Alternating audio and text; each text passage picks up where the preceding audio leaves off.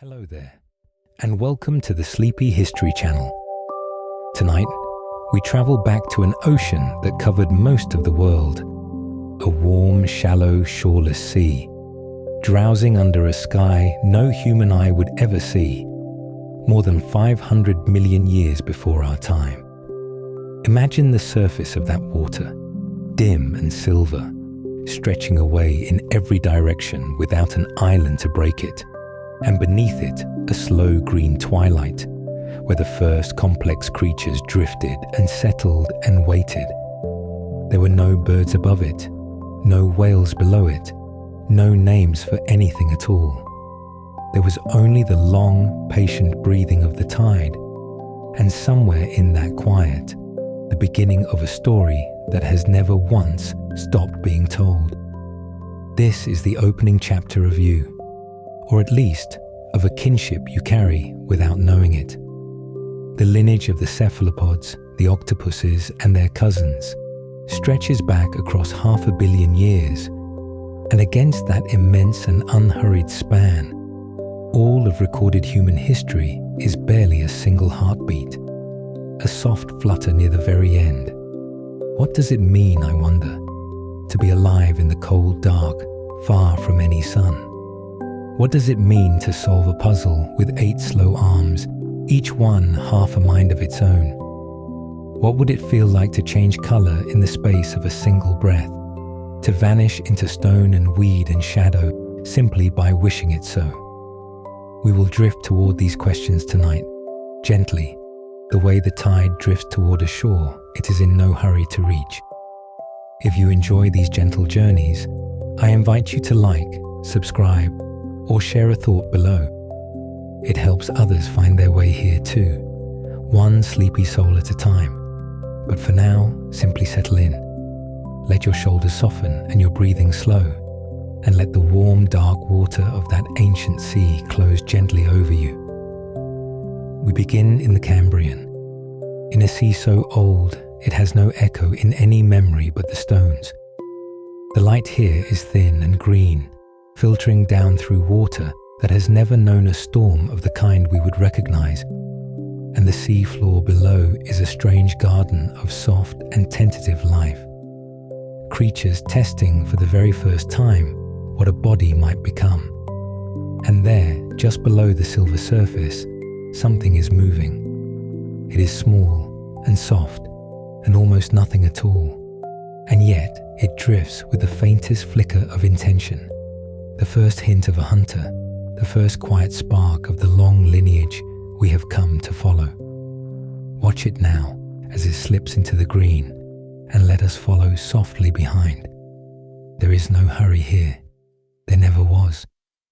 Let the cold settle over you for a moment. Not the cold of a winter night, but the cold of a sky that has not yet learned how to hold birds. A sky stretched thin and strange above a world you would barely recognize. Beneath that sky lies an ocean, shallow and grey-green in the half-light, its surface unbroken by any sail or wing, its depths holding the first soft experiments of life. There are no fish here, not yet. No coral reefs in the shapes you know. No whales sounding through the dark. There is only water, patient and ancient, and within it the faint stirrings of bodies so new that the world itself seems to be holding its breath, waiting to see what they might become. This is the Cambrian Sea, and it begins roughly 540 million years ago, a number so large that the mind cannot truly hold it, so it lets it go, the way you are letting go now, sinking softly into the pillow as the figure dissolves into something closer to feeling than to thought. 540 million years. Say it slowly, and it loses all its edges. It is not a date so much as a vast dark room you are being invited to enter. A room older than mountains, older than the continents in their present arrangement, older than nearly everything that has ever lived. And in that room, in that warm, shallow sea, something extraordinary was unfolding so gently that no creature alive could have known it was happening at all. For most of the long history of life before this moment, the oceans had been quiet in a different way, populated by the simplest of things, by single cells drifting and dividing, by soft mats of microbes spread across the seafloor like the faintest green and purple velvet. Life had been content, for an unimaginable stretch of time, to remain small and simple and slow. And then, across a span that geologists call an explosion, only because they are looking at it from very far away, the ocean began to fill with form. Bodies appeared, not the bodies of anything you would call an animal in the everyday sense, but the first true architectures of flesh. Creatures with fronts and backs, with insides and outsides, with the beginnings of the body plans that every animal since has inherited. The water itself would have felt different to drift through then, warmer than you might imagine, soft with suspended sediment, threaded with a light that came down green and gold and grew dimmer and bluer as it sank, until the sea floor lay in a perpetual underwater dusk. No sound travelled through it, but the faint hush of the current and the whisper of soft bodies parting the water.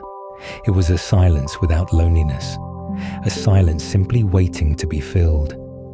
We know of this lost world through windows that open by the rarest of chances, in places whose names have become quietly sacred to those who study deep time. There is the Burgess Shale, high now in the Canadian Rockies, where soft-bodied creatures that should have rotted away without a trace were instead buried so swiftly and so gently in fine mud that even the impressions of their delicate gills and gut traces were preserved, pressed flat into the rock like flowers in the pages of an old book.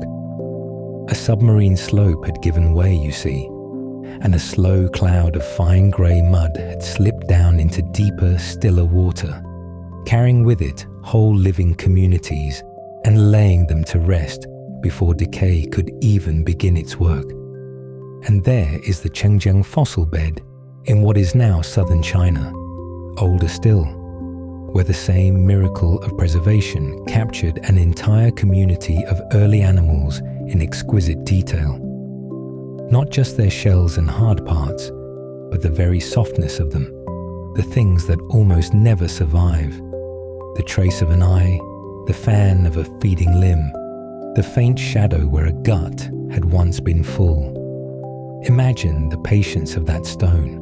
For 500 million years it held its breath, keeping safe the shape of a creature that lived and drifted and died in a single unremarkable afternoon, an afternoon so long ago that the rocks that would one day cradle these fossils had not yet been lifted into mountains. And then, in our own brief moment, a hand brushed away the dust, and the creature was seen again, its outline faithful, its strange beauty intact. There is something deeply consoling in that, the idea that the gentlest things, the softest and most fleeting, can be carried unbroken across an ocean of time, if only the world is careful enough in how it lays them down. Move through that ancient water now, slowly, the way a current moves, and let your attention drift to the largest creature gliding through these shallows. Its name is Anomalocaris, and in its age it was the great presence of the sea, the largest predator the world had yet produced. Though by the measure of later giants it was modest, a body perhaps as long as your forearm, or a little more, propelled through the water by a graceful row of flexible flaps that rippled along its sides like the edge of a swimming skirt. It moved without hurry. There was no need to hurry in a world this young. Everything it might want was soft and slow and near at hand. At the front of its body, where you might expect a face, were two long jointed appendages that curled and reached, and beneath them a round mouth unlike anything in the seas today, a ring of overlapping plates that opened and closed like the iris of some patient eye. Above all of this sat a pair of large stalked eyes, and through them this creature watched a world that had only just learned how to be seen. For sight itself was still a new invention, and the Cambrian was among the first ages in which one body could truly look upon another. It was not a monster. It was simply the most complete answer that life had yet written to the question of how to move and find and live, and it cruised through the Cambrian shallows with the unbothered ease of a thing perfectly suited to its world.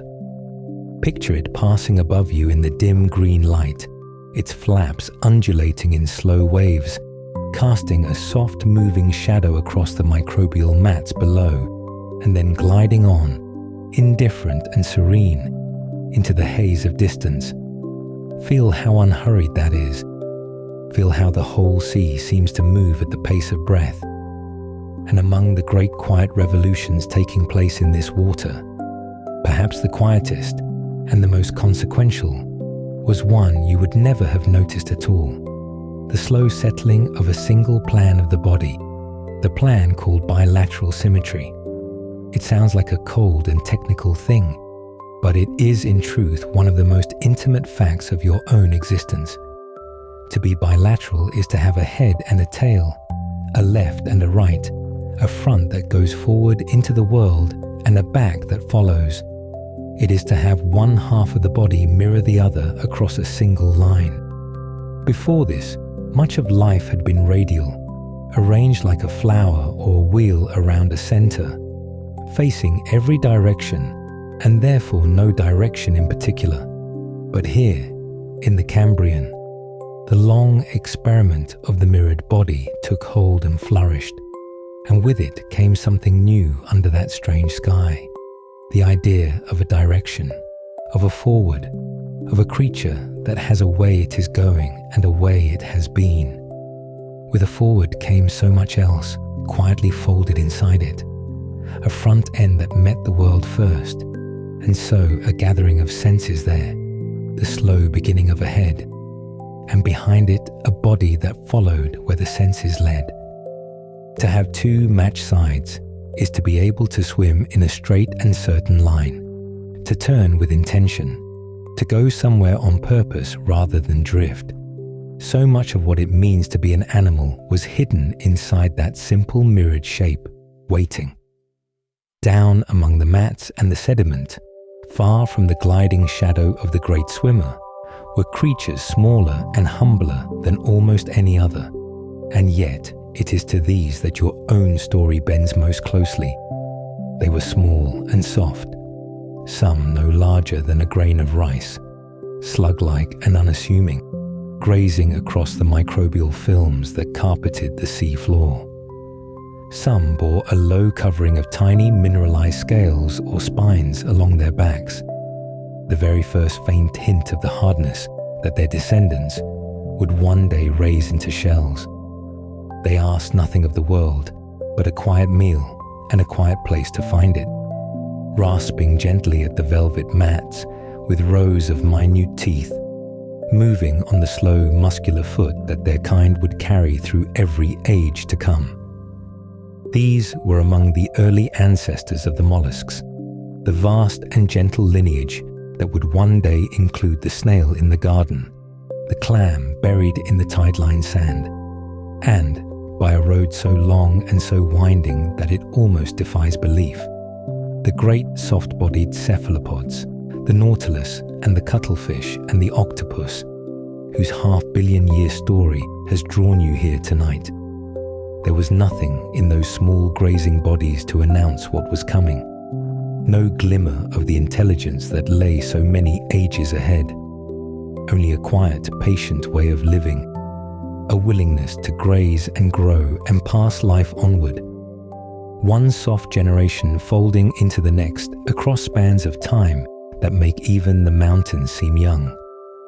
And here is the thing to hold gently as you drift, the thing that ties that lost cold sea to the warmth of the bed beneath you now, That mirrored body that first found its footing in the Cambrian water is the very body you are lying in. You have a head and a tail of sorts, a left and a right, a front you move into the world, and a back you turn against the night.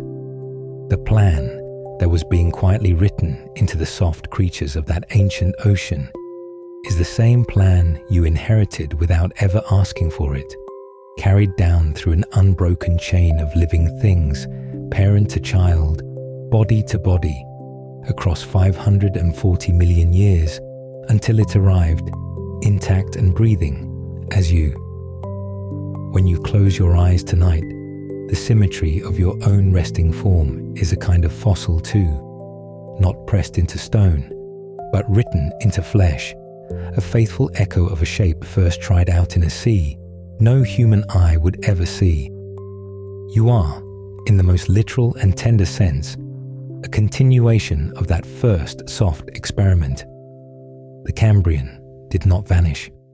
It simply became everything that came after, including you.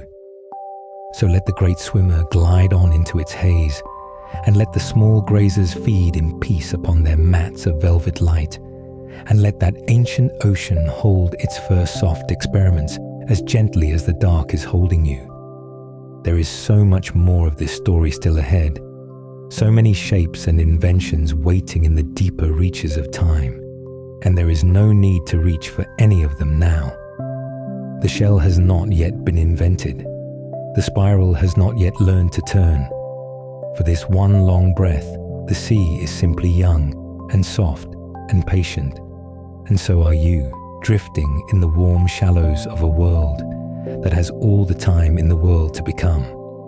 Imagine the weight of water above you, soft and immense, a warm green light filtering down through a sea that has no name yet and no shore you would recognize.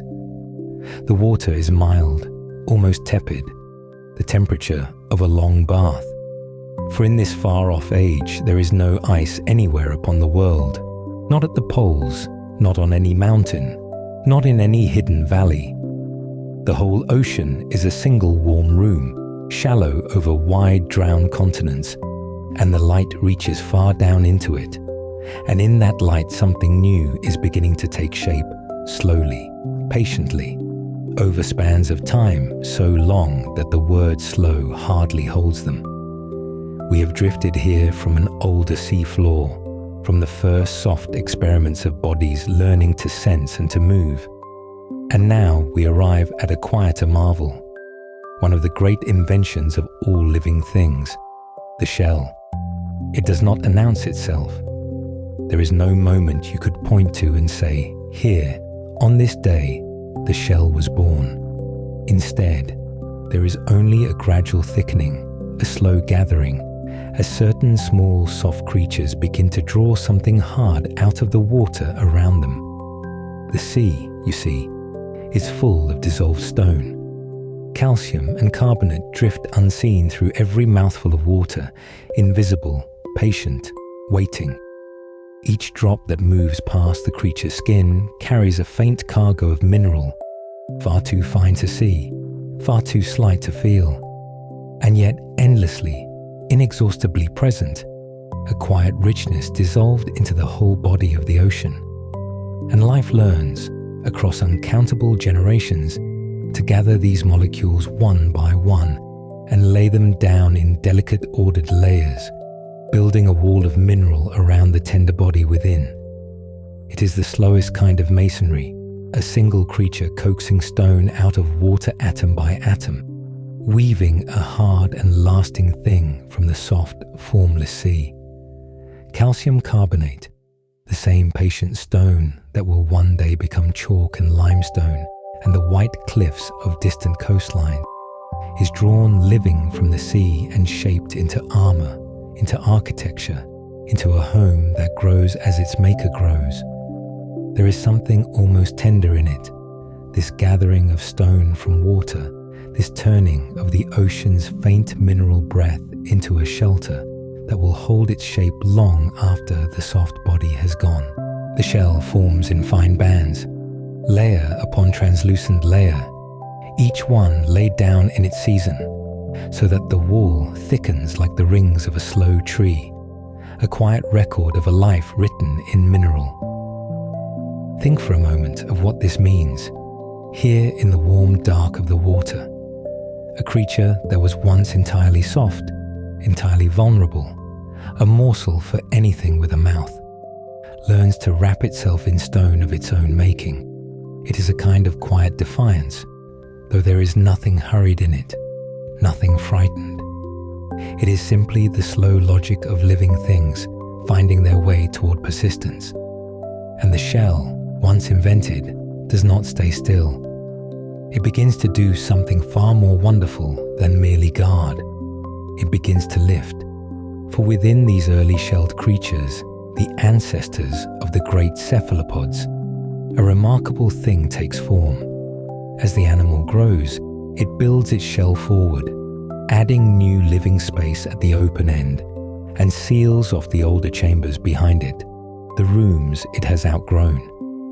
It lives always in the newest and largest room, at the very mouth of its own long house, while behind it stretches a corridor of sealed and silent spaces, each one a chamber it once filled and then left, walled off behind a thin curved partition of shell, chamber after chamber, like a corridor of abandoned rooms trailing behind a slow traveller. And these sealed rooms, empty now of flesh, fill not with water but with gas.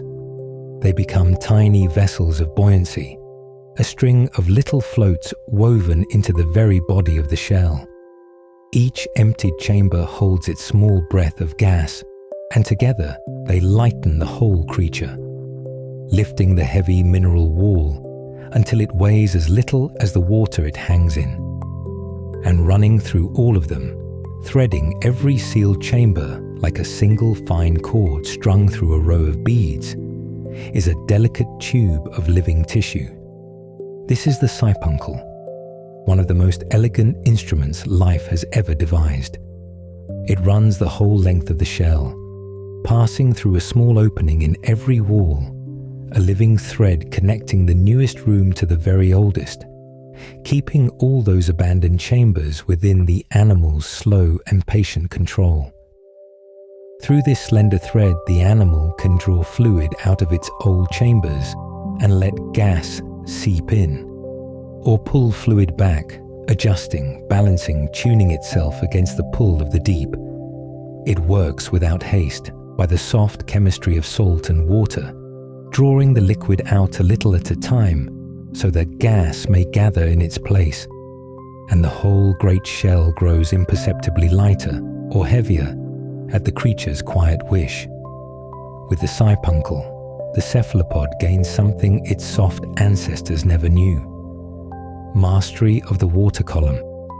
It can hang weightless in the middle waters, neither sinking to the dark floor nor straining upward toward the light. It can hold its place in the open sea as easily as a thought held in a quiet mind. There is no effort in it, no beating fin, no restless striving against the deep, only the slow internal tuning of fluid and gas, and then stillness, perfect and sustained. Picture it now, this hovering creature, suspended in the warm green water, perfectly poised, perfectly still, doing nothing at all, but being exactly where it chooses to be. There is a deep restfulness in that image, a stillness earned by an invention so old it predates almost everything we know. We who must always hold ourselves up against the pull of the ground, who feel our own weight in every step and every long day, might envy that effortless suspension, that way of simply resting in the middle of the world, held by nothing but a thread of living tissue and a few quiet breaths of gas sealed in stone, neither rising nor falling, simply at rest in the soft middle of the warm and waiting sea. And from this invention came giants. We have come now to the age called the Ordovician, a span of tens of millions of years when these shelled cephalopods spread through every warm, shallow sea and rose to rule them. Among them, moved creatures called the orthoceratids, the straight-shelled ones, and some of them grew to a size that is difficult to hold quietly in the mind. Imagine a shell like a long, tapering cone, straight as a spear, drifting horizontally through the water, and imagine that cone stretching out to the length of 9 meters, longer than the room you may be lying in now, longer than most of the creatures that would ever come after them. Hold that length in your mind for a moment, slowly. A single animal as long as a small boat, hanging level in the green water, its pale shell tapering away into the dimness behind it, banded along its whole length with the faint seams of its many sealed chambers. These were among the largest animals alive in all the world in their time, and they moved through the Ordovician seas with an unhurried authority, the calm of things that have nowhere they must rush to be. At the open front of that long, straight shell lived the animal itself, a ring of grasping arms and a pair of watchful eyes, and behind it trailed the great chambered cone, balanced and buoyant, tuned by the patient work of the sipuncle within. The eyes were dark and steady, taking in the soft motions of the water, and the arms drifted open and ready, and the whole long body held itself level and serene, a spear of living stone poised in the warm and sunlit sea. They were predators, these straight-shelled giants, the apex hunters of their warm world, and yet there is nothing of frenzy in the picture of them. They hung and they drifted and they reached, and the smaller creatures of the sea moved through their shadow. Theirs was the patience of the truly unrivaled, the stillness of a hunter that need never hurry, for in all that wide, warm ocean there was nothing larger to fear and nothing swifter that it could not wait for. When it took its prey, it did so almost gently, almost idly, a slow closing of arms in the dim green light, and then once more the long calm drifting, the unbroken poise. For tens of millions of years they held this place at the summit of the living world, a reign longer than we can easily feel, longer than whole later dynasties of beasts that would seem to us so much grander. Long before there were fish with jaws to trouble the seas, long before anything walked upon the bare land, these calm, spiraling and straightening cephalopods were the lords of the water, patient and ancient and serene, and the seas they ruled were like nothing we know today. A warm, shallow world flooded across the low hearts of continents, so that vast stretches of what is now dry stone lay then beneath a gentle sunlit ocean. No ice gripped the poles. No cold, deep currents stirred from frozen latitudes. The water was warm nearly everywhere, layered and still and full of life, a planet wearing the sea like a loose, warm garment. The sunlight reached down a long way into that clear, warm water, and motes of life drifted endlessly through it, and the whole sea seemed to breathe slowly in the long, unhurried rhythm of an age without ice and without winter. Reefs of strange early builders rose from the floor, and through their channels and over their gardens the great nautiloids drifted, casting their long shadows, taking their slow tithe of the smaller swimmers, asking nothing of the world but to continue. There is a particular peace in imagining that ocean, a world without cold, without hurry, without any of the hardness that later ages would bring. Only warm water and old light, and the slow, majestic passage of shell things through it. And here, near the close of this chapter of the long story, we may notice the very first hint of something that will outlast almost all the rest. For not every shell stayed straight. Among these early cephalopods, in some quiet branch of the family, the shell began, ever so slightly, to curve, to bend back upon itself, to coil. A gentle spiral, at first only the faintest turning. a shell that wound its growing chambers around a center instead of stretching them out in a line. It seems a small thing, this curving, only a slow leaning of the shell upon itself as it grew. A small economy of shape that gathered the long corridor of chambers into a tidy, turning whirl. But it is the beginning of a body plan of such grace and such endurance that it will sail on through age after age, through catastrophes that erase nearly everything around it. A shape that the sea will return to again and again across the unimaginable depth of time still to come. We will follow that spiral in the chapters ahead, into the long, bright age it would inherit, the age of the coiled and graceful ones that would carry this gentle turning through seas yet unborn. But for now, let it remain only a hint, a soft turning in the warm, dark water, the first whisper of a curve. Let the straight-shelled giants drift on in their ancient ocean, weightless and unhurried, tuned to the water by a thread of living tissue, kings of a world without ice.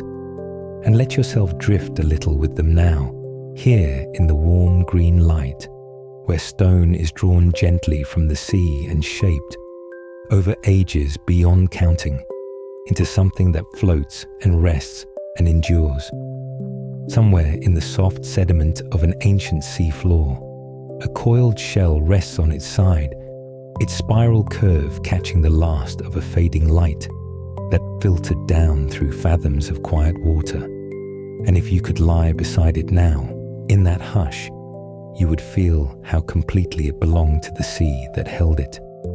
This is an ammonite, one among the most patient and enduring of all the creatures that ever drifted through the cephalopod story, and to follow its long age is to drift slowly through unthinkable stretches of time, to let the years gather and settle the way fine silt settles, grain upon grain, until whole eras lie layered beneath you. The ammonites first appear in the rock record in the time we call the Devonian, roughly 400 million years ago, which is a number so vast that it slips through the fingers of the mind, and yet there they were, small and newly coiled, descendants of the older shelled wanderers, carrying forward the gift of the gas-filled chamber that lifted their ancestors gently off the floor and out into the open blue.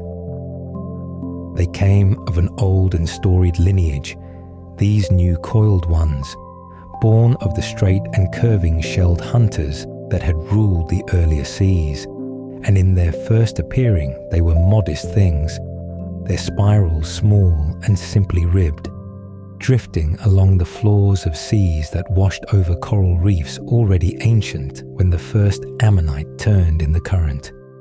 The world they entered had no flowers yet upon its shores, no birds in its skies, and the land itself was only beginning to green at the water's edge, so that the sea was still the great old home of nearly all that lived. And into that vast blue cradle, the ammonites came quietly and stayed, and would go on staying through 3 great ages of the world, while everything above the surface changed beyond all recognition. Within each of those small bodies lay a row of sealed and hollow rooms, built one after another as the creature grew.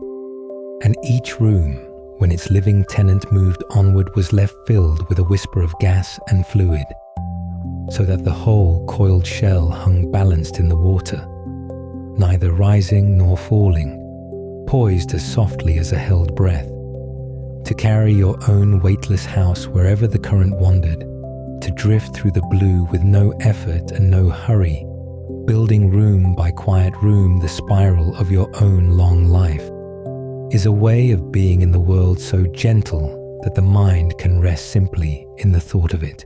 Picture them then as the very beginning of something long, a soft unfurling at the edge of deep time, and let that beginning loosen the shoulders. Let it slow the breath, for nothing here is in a hurry, and nothing here ever was.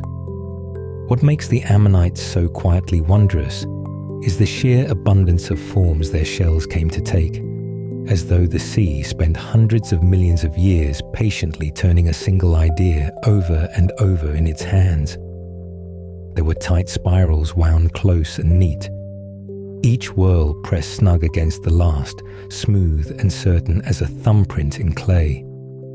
There were looser whirls that opened outward in generous, unhurried curves, like a thought allowed to wander. There were shells that climbed into helical towers, spiraling upward in slow ascending coils, rather than lying flat, strange and graceful as a staircase built for no one. And there were shells thin and broad as paper, delicate discs that must have hung in the water almost weightless, turning slowly with the faintest current. Some wore their growth openly, ribbed and ridged across the curve of the coil, each ridge a small soft record of a season come and gone, and you could run a fingertip along them. Were they here beside you, and feel the gentle washboard of an entire life passing slowly beneath your hand? Others were smooth as a river stone, polished by nothing but the patient water, giving back the dim light in a single unbroken sheen. To imagine them all together, drifting at their different depths through a sunlit ancient sea, is to imagine a kind of silent garden, blooming not in petals, but in shell upon patient shell, each one a small architecture of lime and time. And here is something that has always carried a particular quiet magic for those who study the old stones. For the ammonites changed their shapes so steadily, so reliably, generation flowing into generation, that each kind became bound to its own narrow window of time, a single slow chapter in the turning of the world. So precise is this binding that a person walking a cliff of grey stone, finding a single coiled shell pressed into the rock, can read from it the age of everything around it, can say with calm certainty when that layer of sea floor lay open beneath the waves. They are what the people who read the rocks call index fossils, the steady markers by which the unimaginable depth of time is gently divided into chapters a mind can hold, and where two distant cliffs, an ocean apart, each hold the same small coiled shape pressed into their stone. Those who study them know that the two grey layers settled in the very same slow season of the world, though they lie now half a planet apart. And because the shape shifted onward so faithfully, never doubling back, never returning to a form once left behind, the order of the chapters is never in doubt. The deeper shell always older than the one that rests above it, the whole long stairway of time reading cleanly downward from the youngest coil to the most ancient. Each step a span of years too wide to walk, and yet held safe and steady in the patient keeping of the stone. The little shell becomes a kind of clock, not ticking, but resting, holding within its spiral the memory of one particular moment in the long descent of the ages.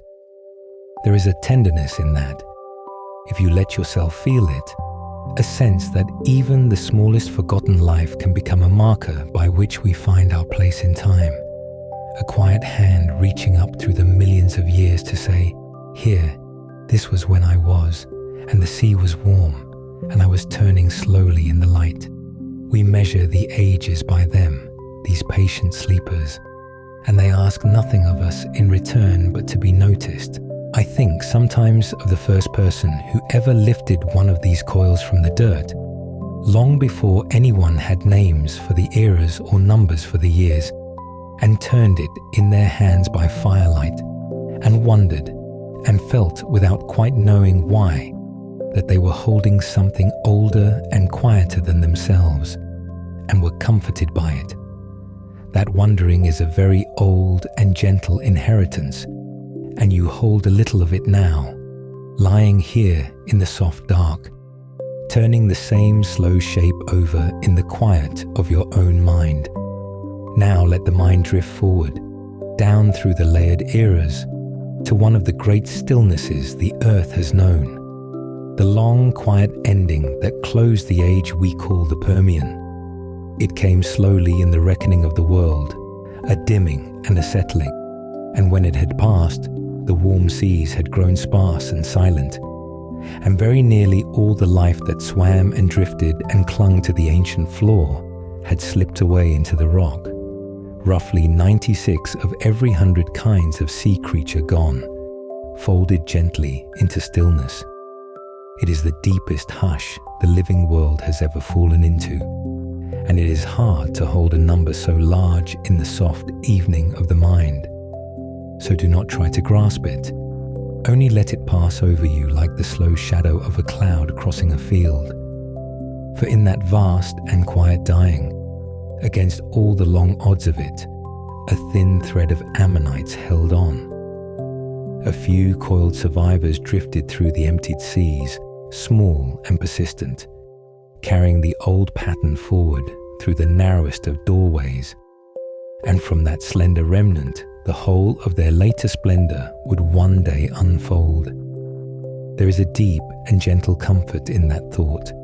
The way life, even reduced to almost nothing, keeps a single quiet ember glowing, keeps turning slowly in the dark water, waiting for the warmth to return. And the warmth did return, as it always, in time, returns. The seas of the age we call the Mesozoic grew gradually milder and broader, spreading in shallow sunlit shelves across the drowned edges of the land. And into that renewed and welcoming water, the ammonites flowed once more in all their patient abundance. They spread and they multiplied, and they took again to their 1,000 quiet forms. And some among them grew large, larger than they had been before, their coiled shells swelling slowly outward until the broadest of them spanned wide as a dinner plate set upon a table, a great smooth spiral you might cradle in 2 open hands. A few, in the long fullness of that age, grew broader still, wide nearly as a cartwheel turning slow at the bottom of the sea, though the mind need not strain to measure them, only to rest in the easy thought of something so large and so unhurried drifting through warm water with all the time in the world. Imagine one of these drifting unhurried through the green gold light of a warm, shallow sea, its coil turning gently with the swell, its soft, hidden body trailing a delicate fringe into the current, utterly at home in a world made for it.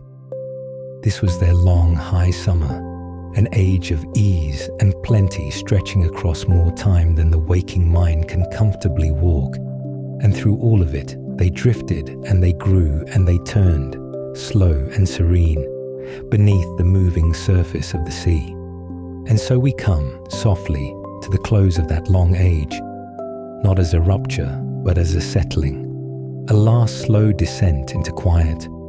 Imagine the water dim and cooling toward evening, the light thinning overhead, and a single ammonite shell loosening at last from the warm currents that had carried it, beginning its gentle fall.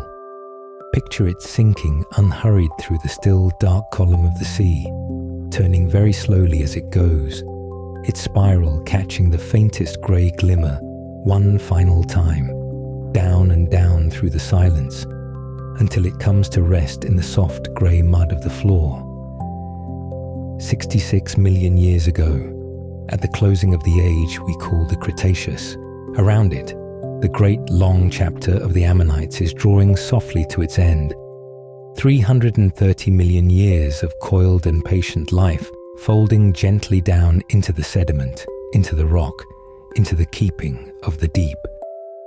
There is no alarm in it, only a great tiredness easing at last into rest, the way a long day finally lets go of its light. And the mud closes over the shell with infinite softness, and the spiral lies still, and the sea goes quiet above it, and the long age of the ammonites passes into the stone to wait, patient and untroubled, for the slow turning of the world to bring it back into the light. Yet the cephalopod story does not end here in the mud with them, for even as these coiled sleepers settled into the stone, their soft kin were drifting on through the same dark water, beginning quietly to set aside the heavy shell altogether, to trade the carried house for the open freedom of the bare and supple body, and that gentler unburdening is a tale for another slow descent.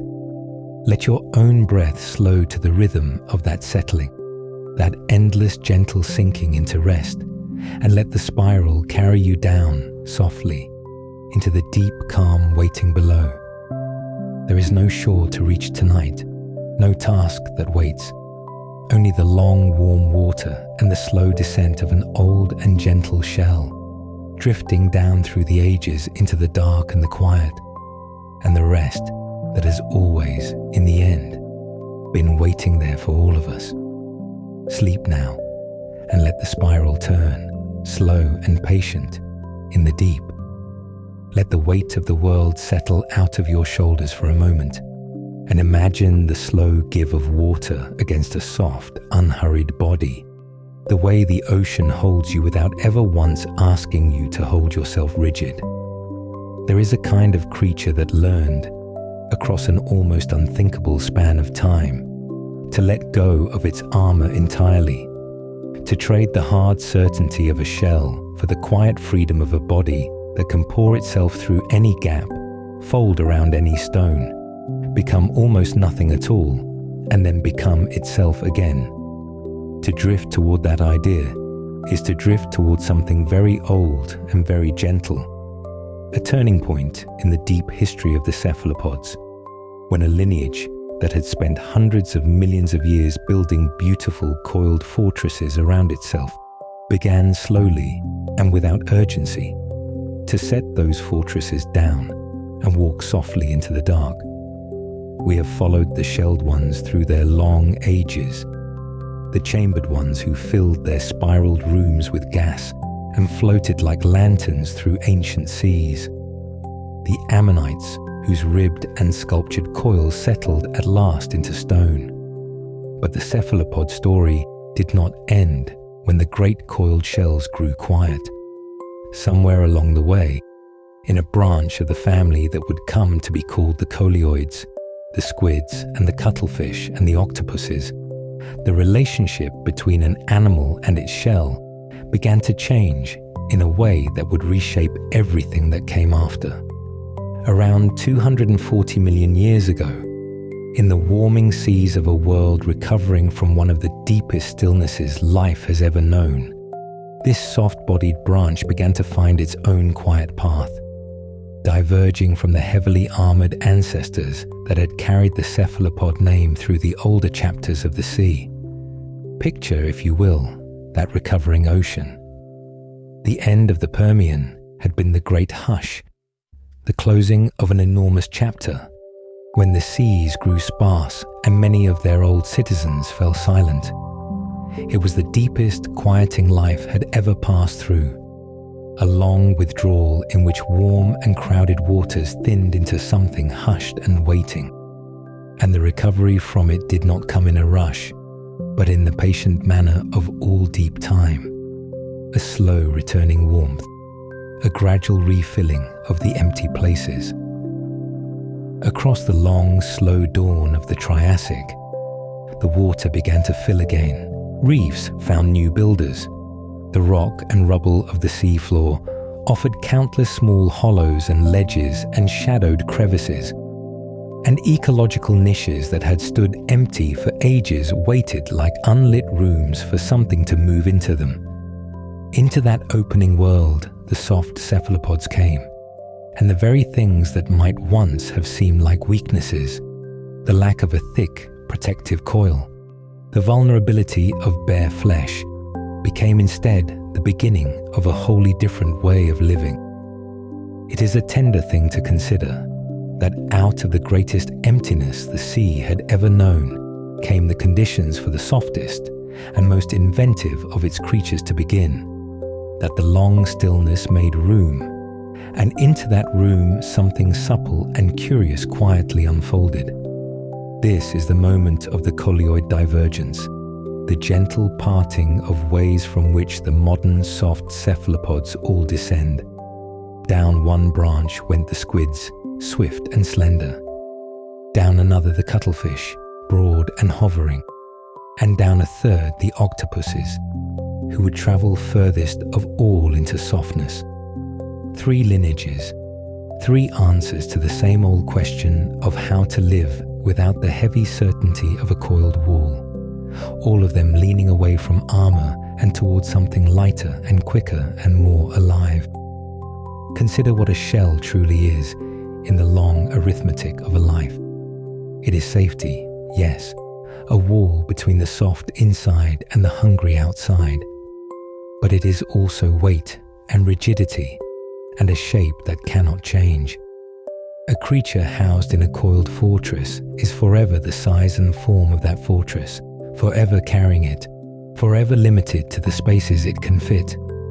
To begin to let that shell shrink, to draw it inward, to wrap the living body around it rather than hiding the body within it, is to begin trading one kind of security for another. And this is precisely the path the coleoids walked. In the squids, the shell did not vanish all at once, but withdrew inward, becoming a slender internal structure tucked beneath the muscle and skin, a thing called the gladius. The word itself means a short blade, and indeed it lies within the squid, like a feather of stiffness, a long, pale, quill-shaped remnant, a ghost of the great armored past now serving quietly as a backbone of sorts, a place for muscles to anchor, a faint internal memory of the coil that once enclosed the whole animal. Run your imagination gently along it, that feather of old shell buried in soft tissue, and you can feel the whole long story folded into a single body. The fortress reduced to a whisper, the armor transformed into the slimmest of supports.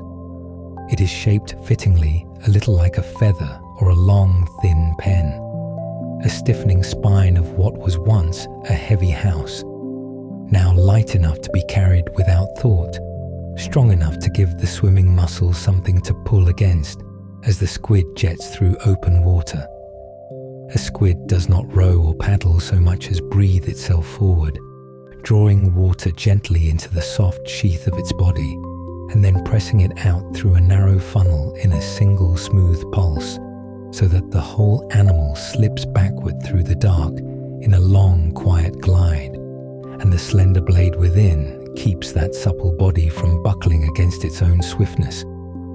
The cuttlefish kept a different keepsake of the shelled past, an internal structure of its own, porous and chambered and buoyant, a private float held within the body, a quiet inheritance from the ancestors who learned long ago to manage their weight against the pull of the deep. This inner float is a marvel of soft engineering, a chalky lattice threaded with countless tiny chambers, and by easing fluid and gas in and out of those chambers, the cuttlefish can hold itself in perfect stillness in the water, neither rising nor sinking, hovering as though weightless above the sand.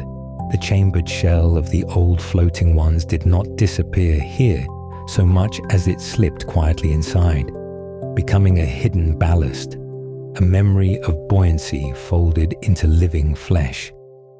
But it is the octopus that traveled furthest down this softening road, the octopus that finally set the shell down altogether.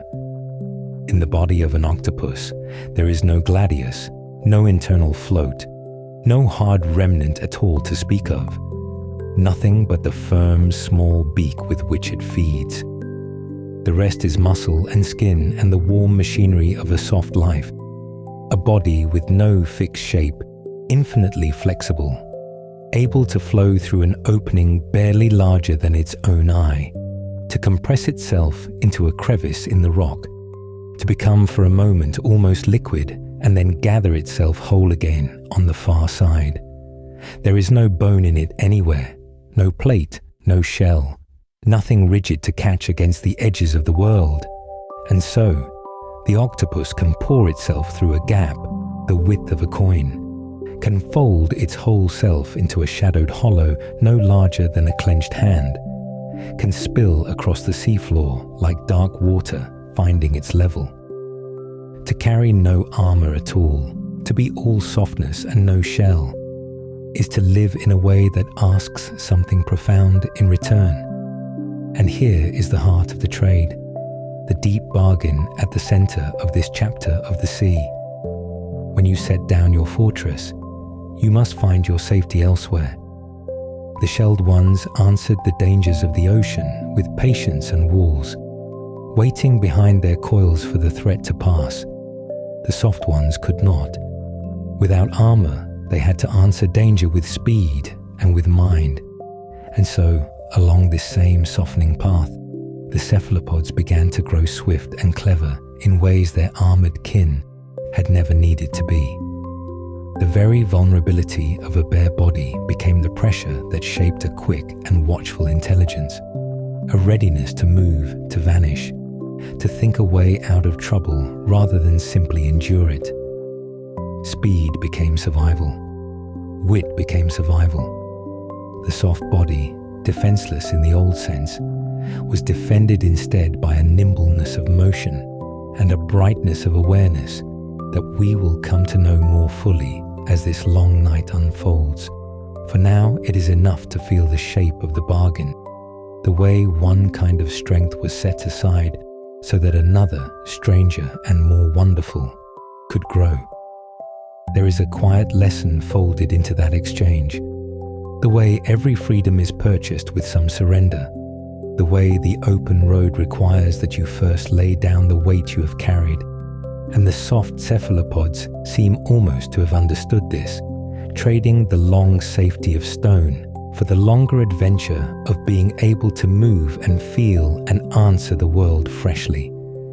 There is something here worth holding gently in the quiet of these late hours. We ourselves are creatures of armor in our way. We build our walls and gather our certainties around us, our shells of habit and caution and the familiar, and there is a real comfort in them, a real safety. And yet think, for just a drifting moment, what it might feel like to carry no armor at all, to meet the wide dark water with nothing but a soft body and a watchful mind, to trust not in walls but in suppleness, not in hardness but in the quickness of your own attention. The octopus moves through its world utterly exposed and yet utterly capable, defended not by what it hides behind but by what it is, by the grace and intelligence of its bare and boneless self. There is a strange peace in imagining such a life that has made its home in vulnerability and found there not terror but freedom, the freedom to flow, to fit, to change, to be wholly present in a body that holds nothing back. Perhaps, as you lie here in the soft dark, you can feel a faint echo of it, the loosening of your own held shape, the quiet letting go of the day's hard edges, the settling of a softer self into the holding water of rest. And so the cephalopods walked their long, unhurried way out of the age of shells and into a new manner of being, leaving behind the coiled fortresses that had carried their kind through the older seas, keeping only the faintest feathered memory of armor buried deep within. The Triassic water closed warm and welcoming around these newly soft bodies, and the empty rooms of the recovering ocean filled, one by one, with creatures who had learned that they did not need walls to be safe, that they could meet the whole vast dark with nothing but softness and wit. Far ahead of them lay the great inheritance of arms and eyes and shifting skin, and the strange distributed brightness of their minds, gifts still gathering in the deep time before them. But the first and quietest gift was this one, the simple, profound act of setting the shell aside. And of all those soft travelers, it is the octopus that carried the idea furthest, the octopus that kept nothing hard at all, The octopus, whose boneless, flowing, 8-armed body waits just ahead of us in the dark. Let that softness settle into you now, the ease of a body that needs no fortress, drifting weightless and unafraid through the warm, dark water of an ancient and patient sea. Let the water hold you for a moment, the way it holds the body we are about to follow. A body with no bones, no frame, no fixed shape, drifting in the slow green light of the North Pacific. There is no hurry here. There is only the cool weight of the sea and the quiet machine of a creature that learned, across an unimaginable span of time, to solve nearly every problem the ocean could set before it, and to do so without a single hard edge to lean on. 8 arms unfold from a soft center, slow as opening hands, and each one moves with a mind that seems almost its own. These are not legs, not in the way we would think of legs, for they do not simply carry the animal from place to place. They reach, they fold, they search the dark seams of the rock, and along the underside of every one of them runs a double row of suckers, hundreds upon hundreds of them, small pale discs that grip and release with a tenderness that feels, somehow, deliberate. And here is the wonder that asks you to let it settle slowly into your thoughts. Each of those suckers does not only hold. Each one tastes. Each one smells.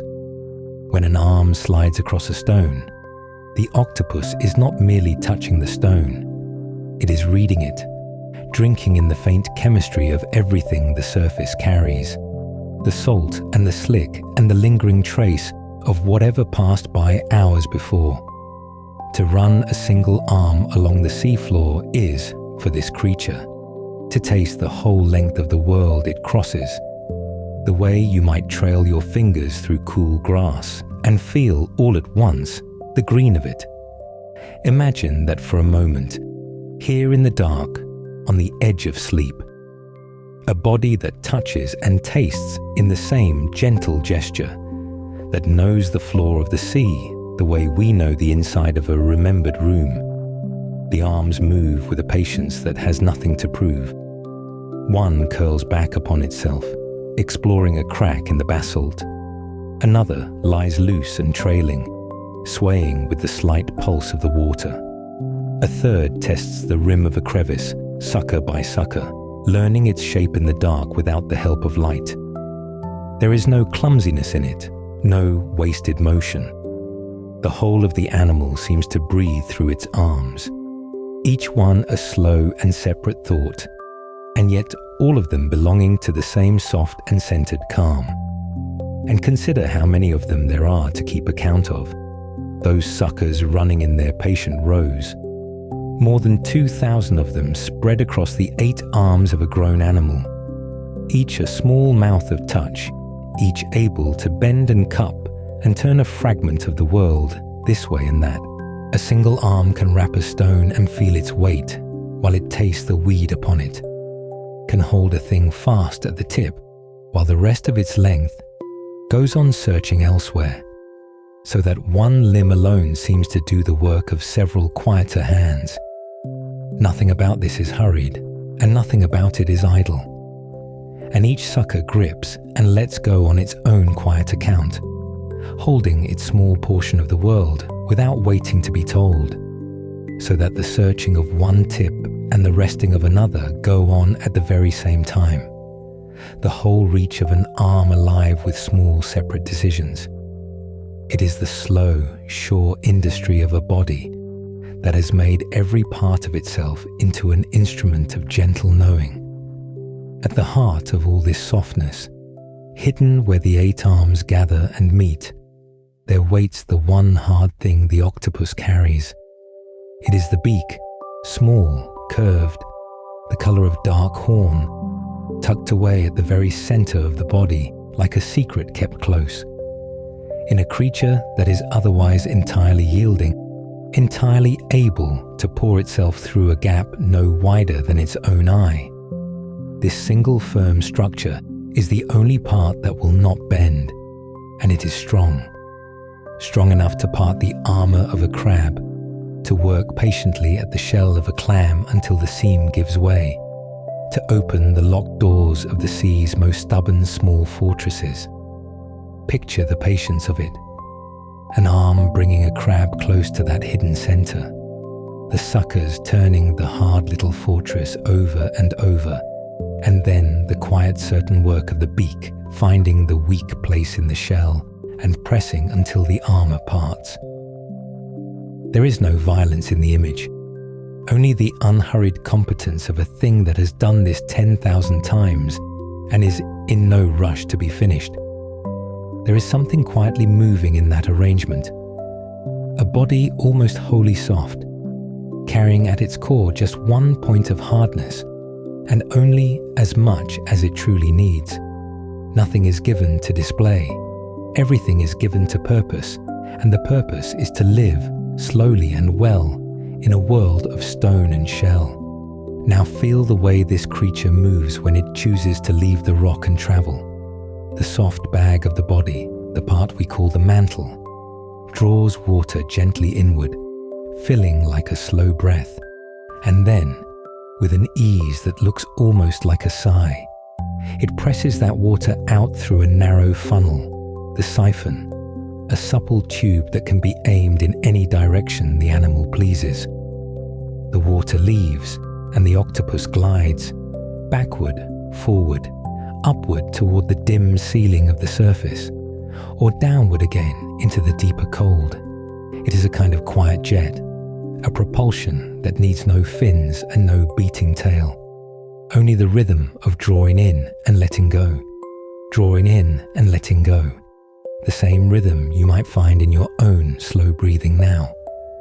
And notice that the same soft bag that moves the animal is also the bag that breathes it, for the water drawn across the gills to carry its oxygen is the very water that, pressed out again through the siphon, carries the body forward, so that to travel and to breathe are, for the octopus, almost the one slow gesture, an inhalation that becomes a gentle going. When it does not wish to hurry, it simply walks, arms unfurling across the seabed, lifting and placing themselves with the unbothered grace of something that has all the time the ocean can give. And when it wishes to be somewhere else, it gathers the water and breathes itself across the open dark, trailing its arms behind like loosened ribbons. Then there is the skin, and the skin is perhaps the strangest marvel of all, a living surface that can change in less time than it takes to blink. Just beneath it lie tiny sacs of color, each one ringed by a circle of muscles that can stretch the sac wide to show its pigment, or draw it small to hide it away. Browns and reds and golden ochres bloom and fade across the body as those muscles work, and the animal becomes, in an instant, the color of the sand or the stone, or the shadow it rests against. Beneath that layer lies another, made of cells that catch the light itself and scatter it into shifting blues and silvers and shimmering greens, so that the octopus can glow with the very color of the water around it. And the skin can do still more, for it can change not only its color, but its very texture, raising small soft peaks and ridges across its surface until what was smooth becomes rough, until a creature of bare flesh wears the likeness of weed or coral or pitted rock. 3 separate systems, each one quietly extraordinary, working together in less than a single second. The cells of color, the cells that mirror and scatter the light, and the small muscles that lift the skin into texture, color, and brightness and shape, all changing at once, so that the body before you can melt into its surroundings and all but vanish while you watch.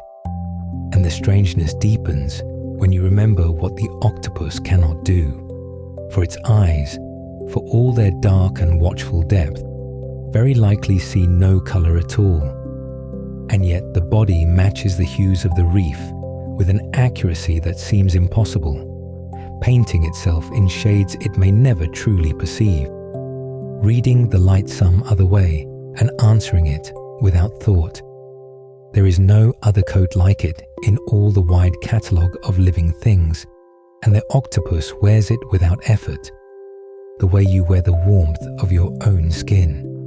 Among all the kin of this lineage, one grows larger than the rest, and its name is worth letting linger softly in the mind.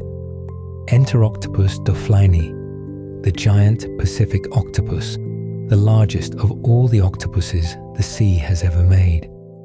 In the cold northern waters, it can stretch its arms to a span of 4.3 meters, wider than the reach of any room you are likely to be lying in now.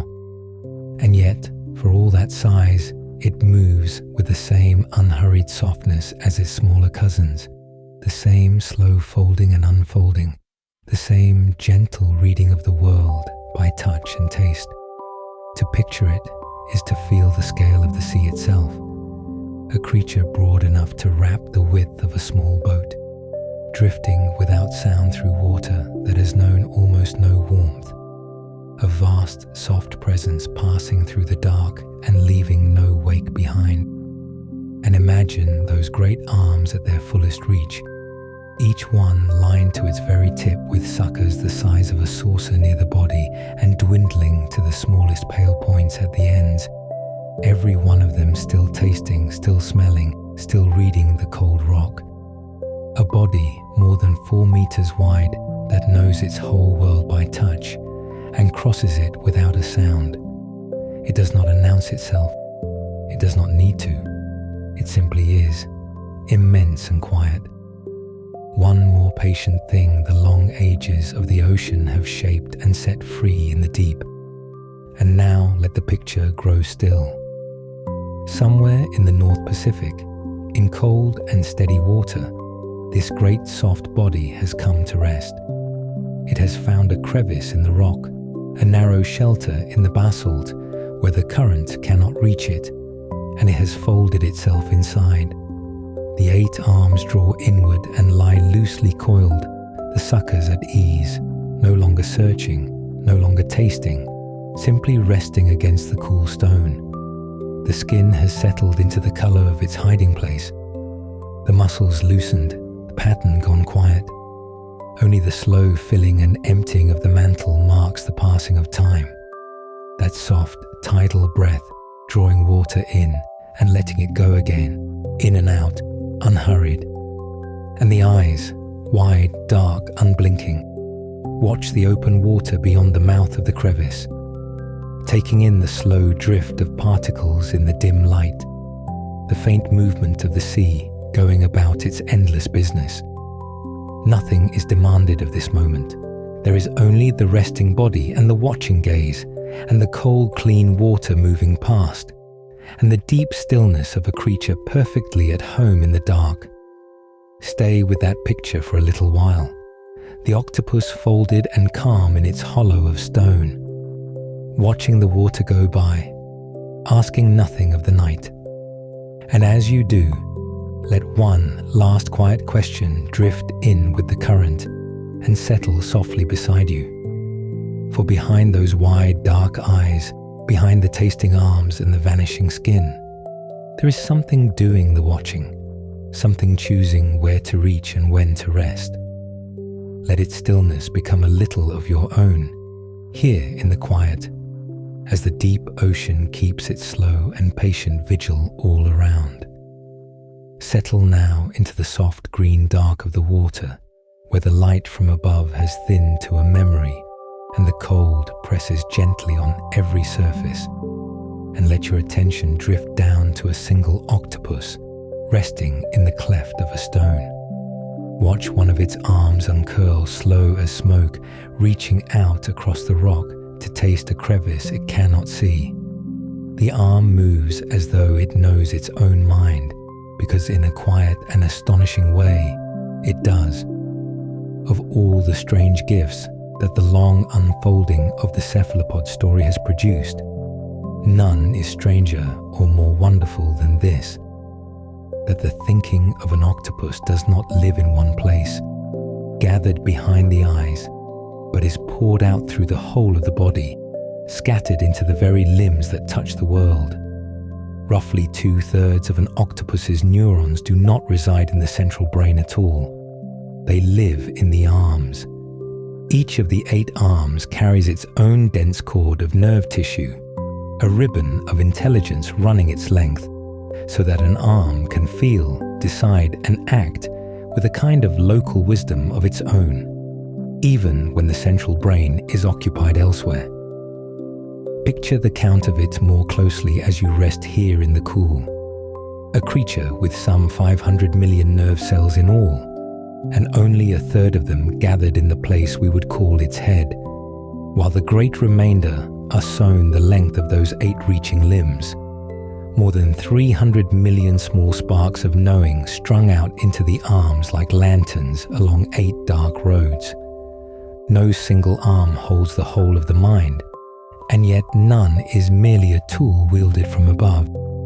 Each is a small participant in the act of being this animal, half servant and half thinker, carrying enough of its own judgment that it can meet the world a little ahead of the creature's central will. Imagine, for a moment, what it would be to think with your hands, to have each finger hold a fragment of your attention, tasting and weighing and choosing, while the rest of you considers something else entirely. This is the ordinary daily condition of the creature resting before you in the dark. An arm that finds a clam need not wait for instruction. It can curl, probe, and work at the shell on its own initiative, drawing on the small store of knowledge braided into its nerves, reporting back only the gist of what it has found. The central brain sets the larger intention. There is food, go and seek it. And the arms attend to the 1,000 small negotiations of the search, each one a little problem solved at the edge of the body. It is a mind shaped less like a throne with a single ruler, and more like a quiet council, the center and the limbs in constant soft conversation, decision flowing in both directions at once.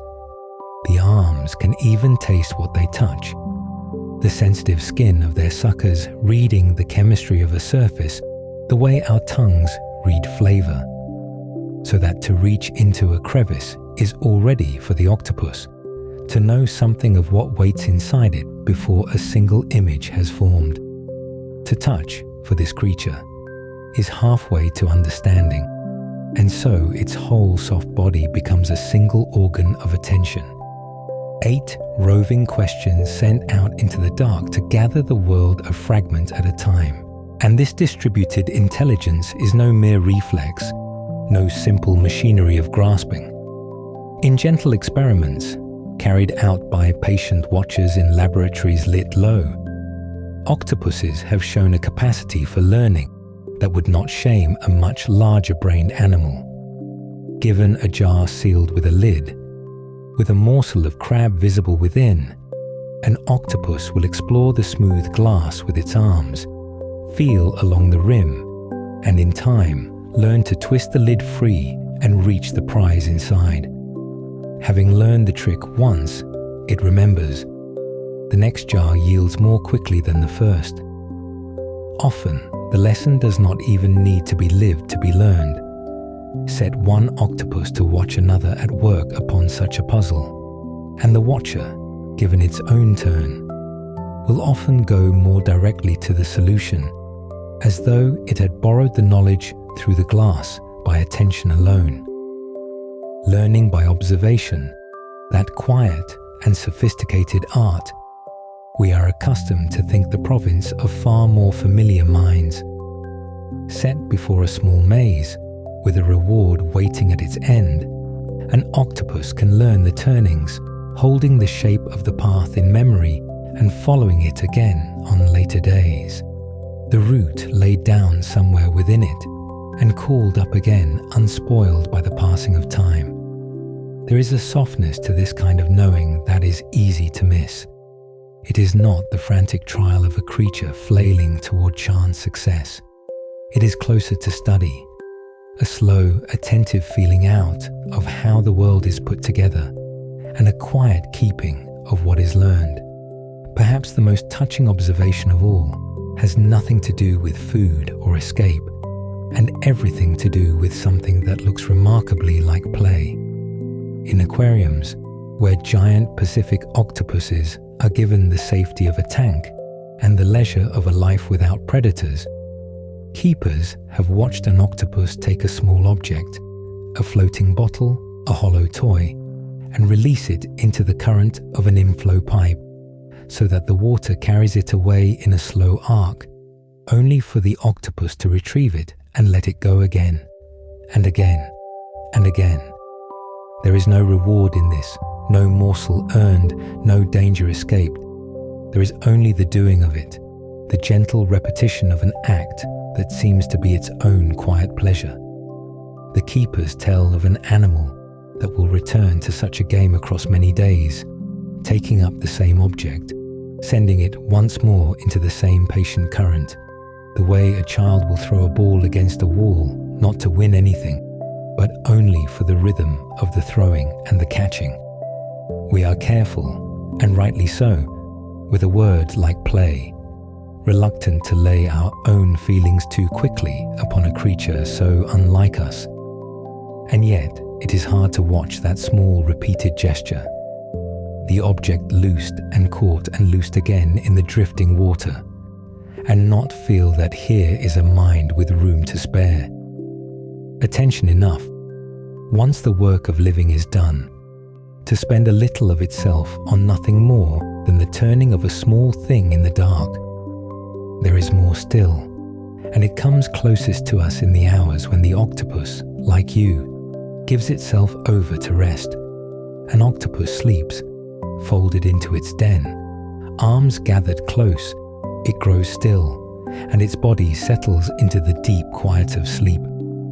But watch the skin during that stillness, and on occasion you will see something move across it. A slow flicker of color, a wash of pattern rising and fading over the resting flesh.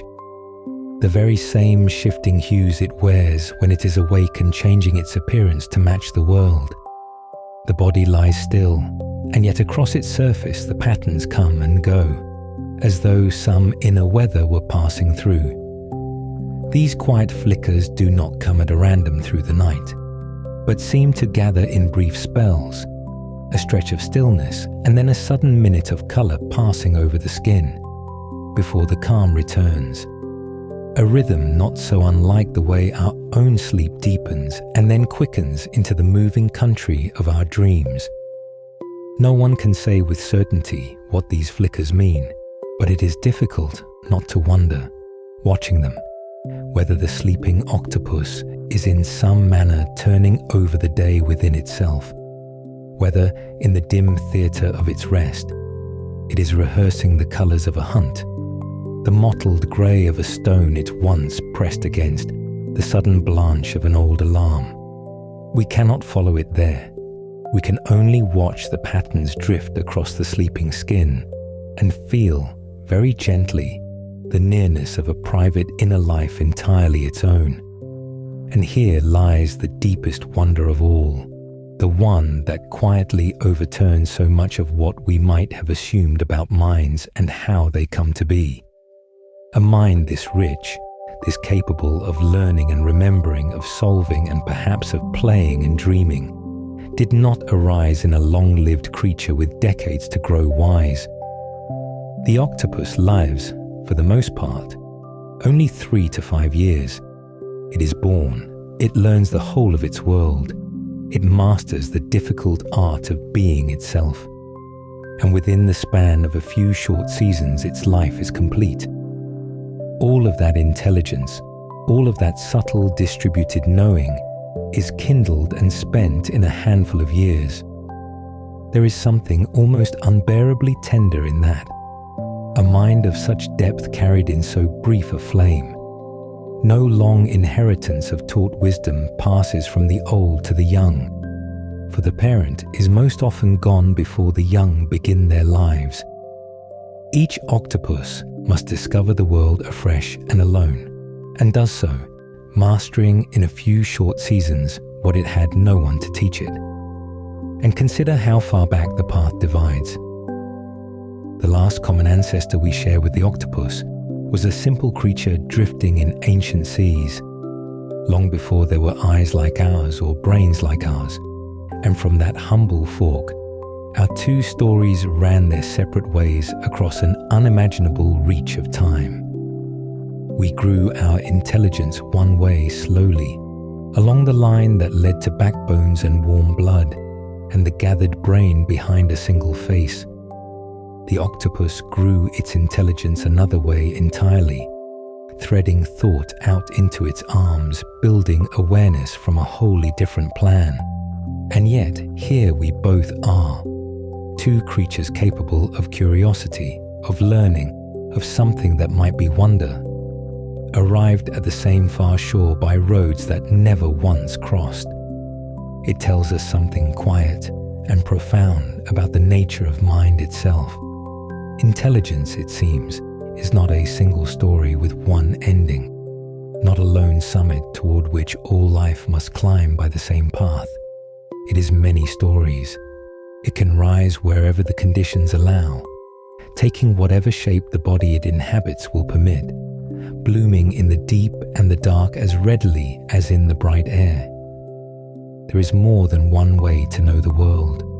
There is more than one way to be aware within it. And the deep has quietly been keeping a second one all along, far from our notice, down where we so seldom think to look for a mind at all. And the same restless intelligence that learns a maze and turns a small toy in the current spills too, into the skin itself, into a body forever rewriting its own appearance against the stone. But that is a wonder for the chapters still to come. And so, let the thought settle over you softly as the water settles over the resting octopus in its stone. Somewhere in the green dark, a creature you will never meet is sleeping, its arms curled close, faint colors moving like dreams across its skin, a mind utterly unlike yours, and yet, in its capacity to wonder, not so far from yours after all. The sea has made room for more kinds of thinking than we ever guessed, and the gentlest of them is dreaming now, in the cold and the quiet, far below. Picture, for a moment, a stretch of reef in the blue dusk of deep water, where a ridge of coral lies furred with soft growth and dappled in shadow, and nothing seems to move at all. Then a patch of that coral, a patch you would have sworn was only stone and weed, shivers and lifts and becomes an animal, peeling itself away from the rock as though the rock itself had decided to walk. The octopus had been there the whole time, in plain sight, watching you with an eye that matched the mottled grey gold of the surface it pressed against, and you simply could not see it. This is the quiet miracle we turn to now. The thing the octopus does better, perhaps, than any other creature in the sea, the art of disappearing while remaining exactly where it is. To understand how, we have to look very closely at the skin, closer than the eye can ordinarily go, into a living surface that is not a covering, but an instrument, a screen the animal plays upon from underneath. Just beneath the outermost layer lie the chromatophores, and each one is a tiny elastic sac of pigment, a soft bead of color, no larger than a grain of fine sand, in reds and yellows and browns and deep umber. Around each sac is a ring of muscle fibers, and each muscle fiber answers to its own nerve, running back into the nervous system of the animal, like a single thread in an enormous loom. When those muscles pull, the sac stretches wide and flat, and the color within it spreads across the skin and shows itself. When the muscles release, the sac shrinks back to a pinpoint, and the color all but vanishes.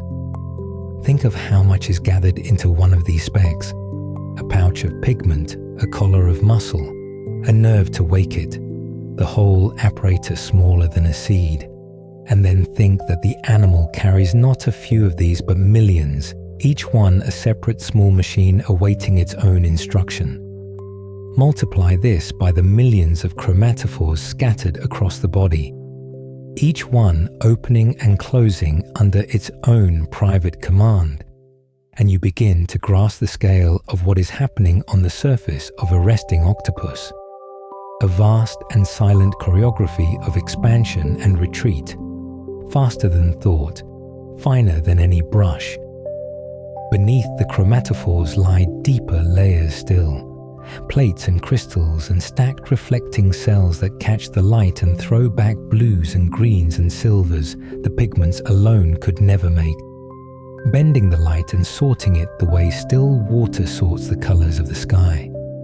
These underlayers do not flick open and shut in a breath the way the pigment sacs do, but they tilt and answer the light more slowly, so that as the animal turns or the water shifts above it, the blues and greens slide and deepen and seem to come alive of their own accord. So the color you see is built up the way a painter builds a glaze, layer over layer, the deep tones glowing up through the bright ones, the pigment above giving warmth and the mirror beneath giving sheen, until the surface holds a depth no single coat could ever carry. And the animal commands all of this in something close to an instant, reading the world around it and answering in kind before you have finished drawing breath.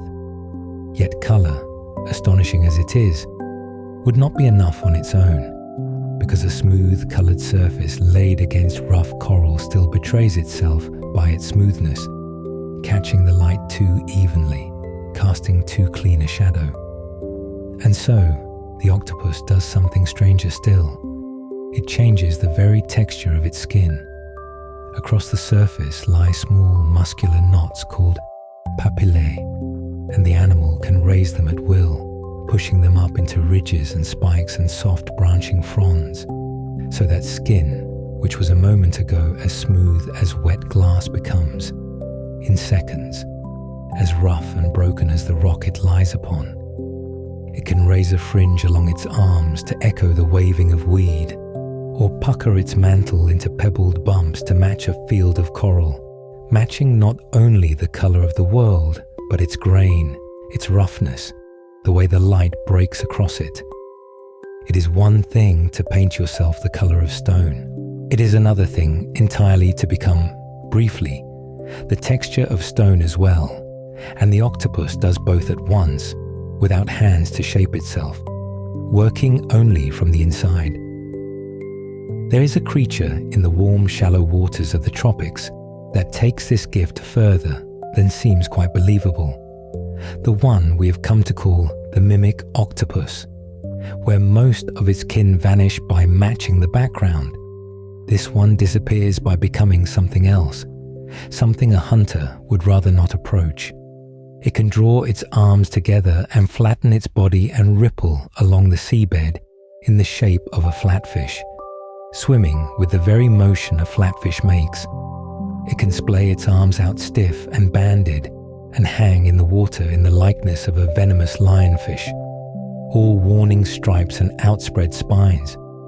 It can bury itself and leave just two arms trailing from the sand, striped dark and pale and weaving slowly, so that what shows looks for all the world like a sea snake. And it seems to choose among these borrowed shapes, wearing the one the moment seems to ask for, the snake when a certain small aggressor draws near, the drifting flatfish when it wishes only to cross open ground unremarked, as though some judgment, or something that does the work of judgment, reached into a store of likenesses and brought out the very one the danger called for.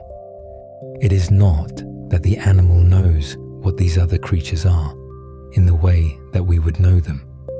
It is that across unimaginable reaches of time, the shapes that frightened predators were the shapes that survived, and the impulse to take them on settled at last into the body itself, a wardrobe of borrowed forms worn by an animal that has never seen its own disguise. Stand back far enough, And you can see that none of this came suddenly. The skin we are describing is the late work of an arms race older than almost anything we have a name for. A contest run not between two animals, but between two whole faculties, the seeing of predators and the hiding of prey, each driving the other onward across the long, warm seas of the Mesozoic and beyond. In those ancient waters swam the early kin of these soft creatures, and the fish and the great reptiles that hunted them were growing age upon age, more clever about light and shape, their eyes learning to pick the false stone from the true. As eyes grew sharper at picking shapes from shadow, the skins that could not answer them were simply, gently edited away, and the skins that could answer grew finer and quicker and more exact, generation laid upon generation, until the surface of a cephalopod became the most responsive living canvas in the ocean. There is no single inventor of this, no moment when it was finished.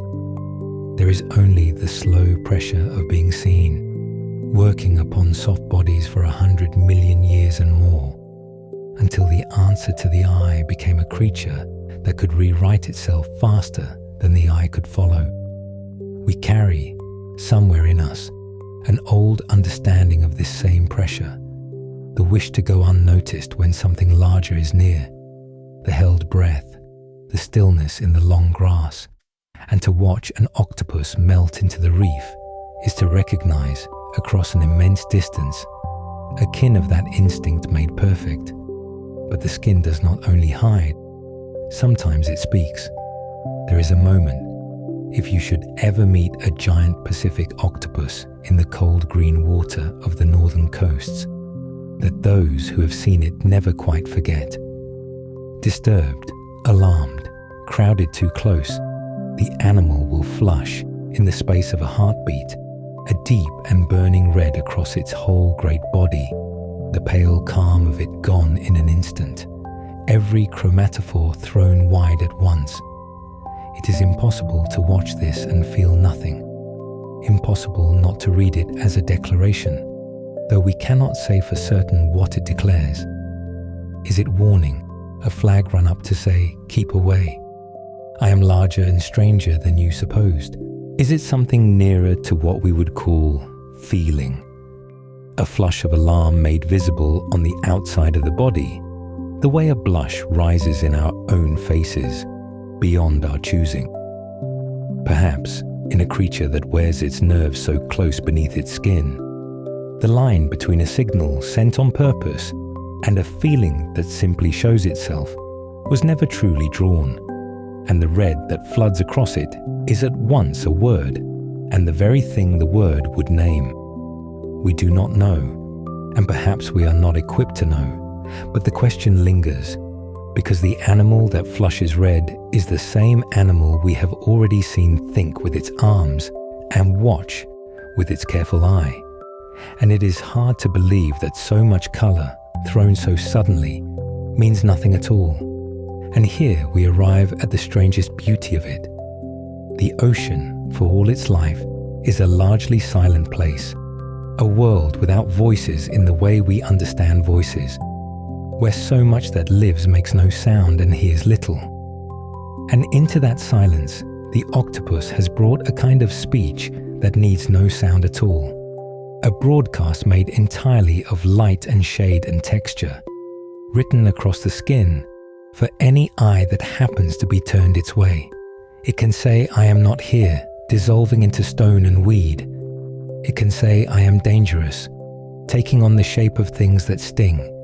It can say, in a wash of sudden crimson, something we are still learning how to hear. The whole surface of the creature is a sentence forever being rewritten, a meaning held only for as long as the muscles hold it and then let go, replaced at once by the next, never spoken aloud, never set down, alive only in the moment of its showing.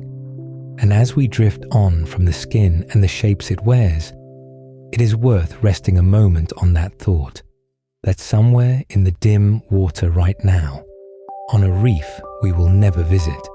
An animal is composing itself in color to a silent world, saying everything and nothing, and asking only to remain unseen.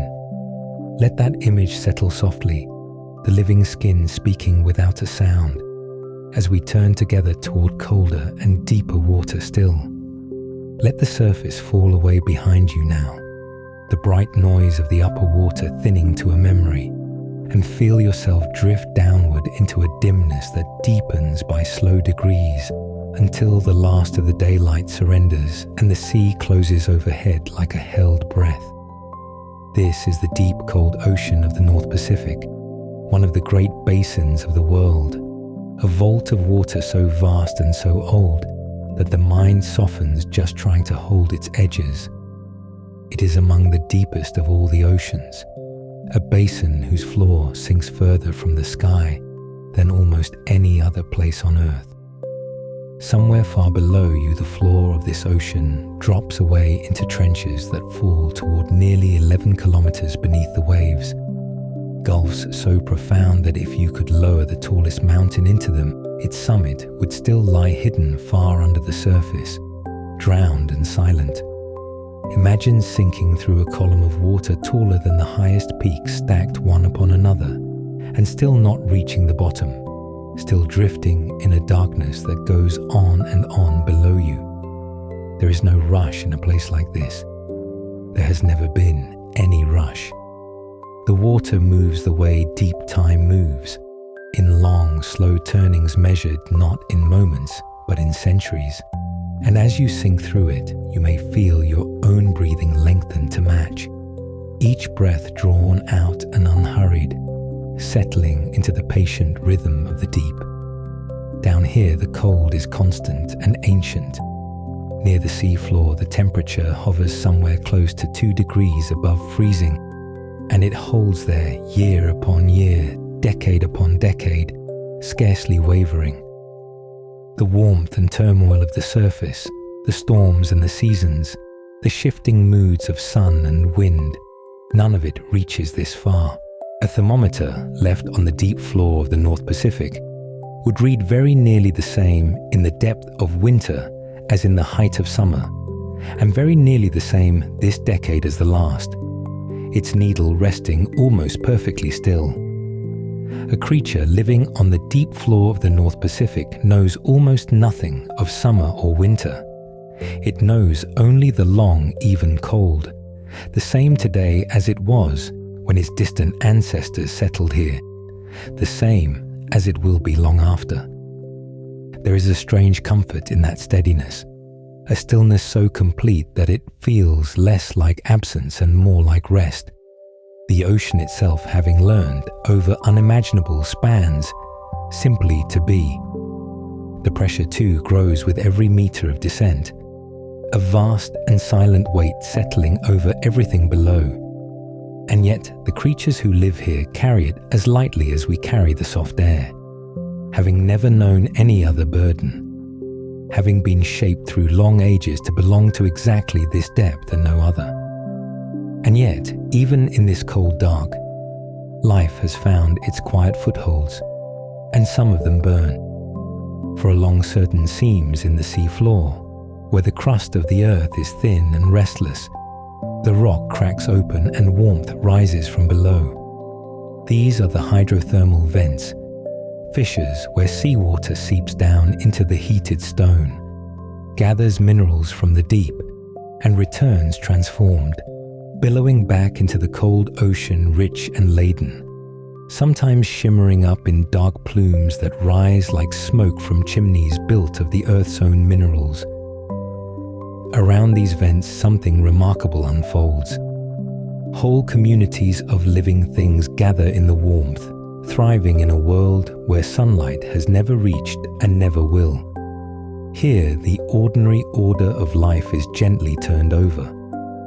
On the sunlit surface of the world, almost everything draws its living, in the end from light, from the green machinery of plants and the drifting plankton that turns sunshine into substance. But around the vents there is no light to gather, no dawn that ever comes.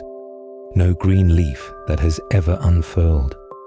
Instead, the foundation of life is chemistry itself, drawn straight from the minerals welling up out of the earth. Tiny organisms here feed not on sunshine, but on the chemical richness of the vent water, taking the very substances that rise from the heated rock and turning them patiently into the stuff of life. This quiet alchemy, this making of living tissue from mineral and warmth rather than from light, is the hidden root of everything that gathers here. Upon those tiny organisms, whole gardens of stranger creatures depend, all of it built upon the patient transformation of stone into sustenance, an entire living world standing on a foundation that the sun has never touched. Tube worms may stand in soft, pale thickets, swaying where the warm water flows, while clams and ghostly shrimp and slow crabs gather close about the heat, each of them tethered, in the end, to the chemistry rising from the wound in the earth, a whole oasis of life clustered in the dark around a single warm seam in the cold and lightless floor. It is a reminder, drifting up to you through the dark, that life is far more resourceful and far more various than we often imagine, that even in the coldest and most lightless corners of the world, it finds a way to gather, to persist, to make a home. And moving through these layered realms, at home across an astonishing range of them, are the great soft-bodied wanderers we have followed through so much of this long descent. The giant Pacific octopus is found across an enormous span of this ocean, from the shallow intertidal margins, where the tide draws back and the rock pools glisten, down and down through the dimming water, to depths of more than 1,500 meters. Think of that reach for a moment.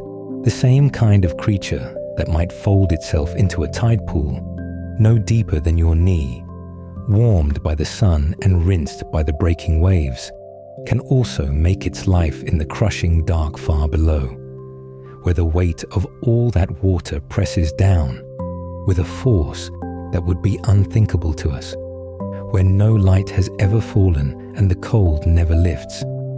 Few creatures in all the world move so freely between such different homes. To make such a descent is to feel the body change around you, the light dimming and the cold deepening and the silence growing more complete with every passing fathom, and to know that one soft and curious animal can call all of it home, can carry the whole of that long, vertical journey within the compass of a single life. It passes between these worlds with a grace that asks for no admiration, simply living wherever the deep cold ocean offers it a place to live, equally at ease in the glitter of the shallows and in the black patience of the depths. It does not strive against the depth, nor hurry through the cold, nor wish itself anywhere but where it is.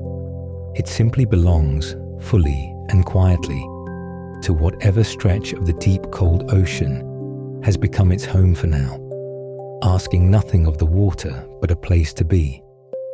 To follow such a creature downward is to pass through a landscape as varied and as quietly beautiful as any country on the surface. For the floor of this ocean is no featureless plain. Near the coasts, there are the kelp forests, great swaying cathedrals of golden brown fronds rising from the rock toward the distant light, swaying in the slow surge, sheltering countless small lives among their stems, their long blades stirring like the canopy of some drowned and dreaming wood. Beyond them lie the rocky reefs, all ledges and crevices and overhangs, a maze of shadowed hiding places where a soft-bodied animal can press itself out of sight, easing into a gap in the stone until it seems to become the stone itself. And further still stretch the bare sand flats, wide open expanses of pale sediment rippled by the deep currents, where a creature must rely on stillness and disguise to vanish into the very ground, settling so softly upon the sand that the eye slides past it without ever knowing it was there. Each of these is a world entire, with its own light and its own quiet citizens, its own rules for how to live and how to remain unseen. And the deep ocean holds them all, one beside the next, layered down into the dark, each blending into the next as you drift slowly through. What lingers most, perhaps, as you drift here suspended in the cold, is the great age of it all, the sense of patience made visible.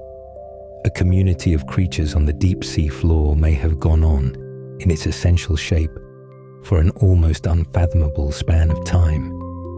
The kinds of lives lived around a cold, dark vent, the slow grazing and gathering on the sediment, the soft hunters folding themselves into the rocks.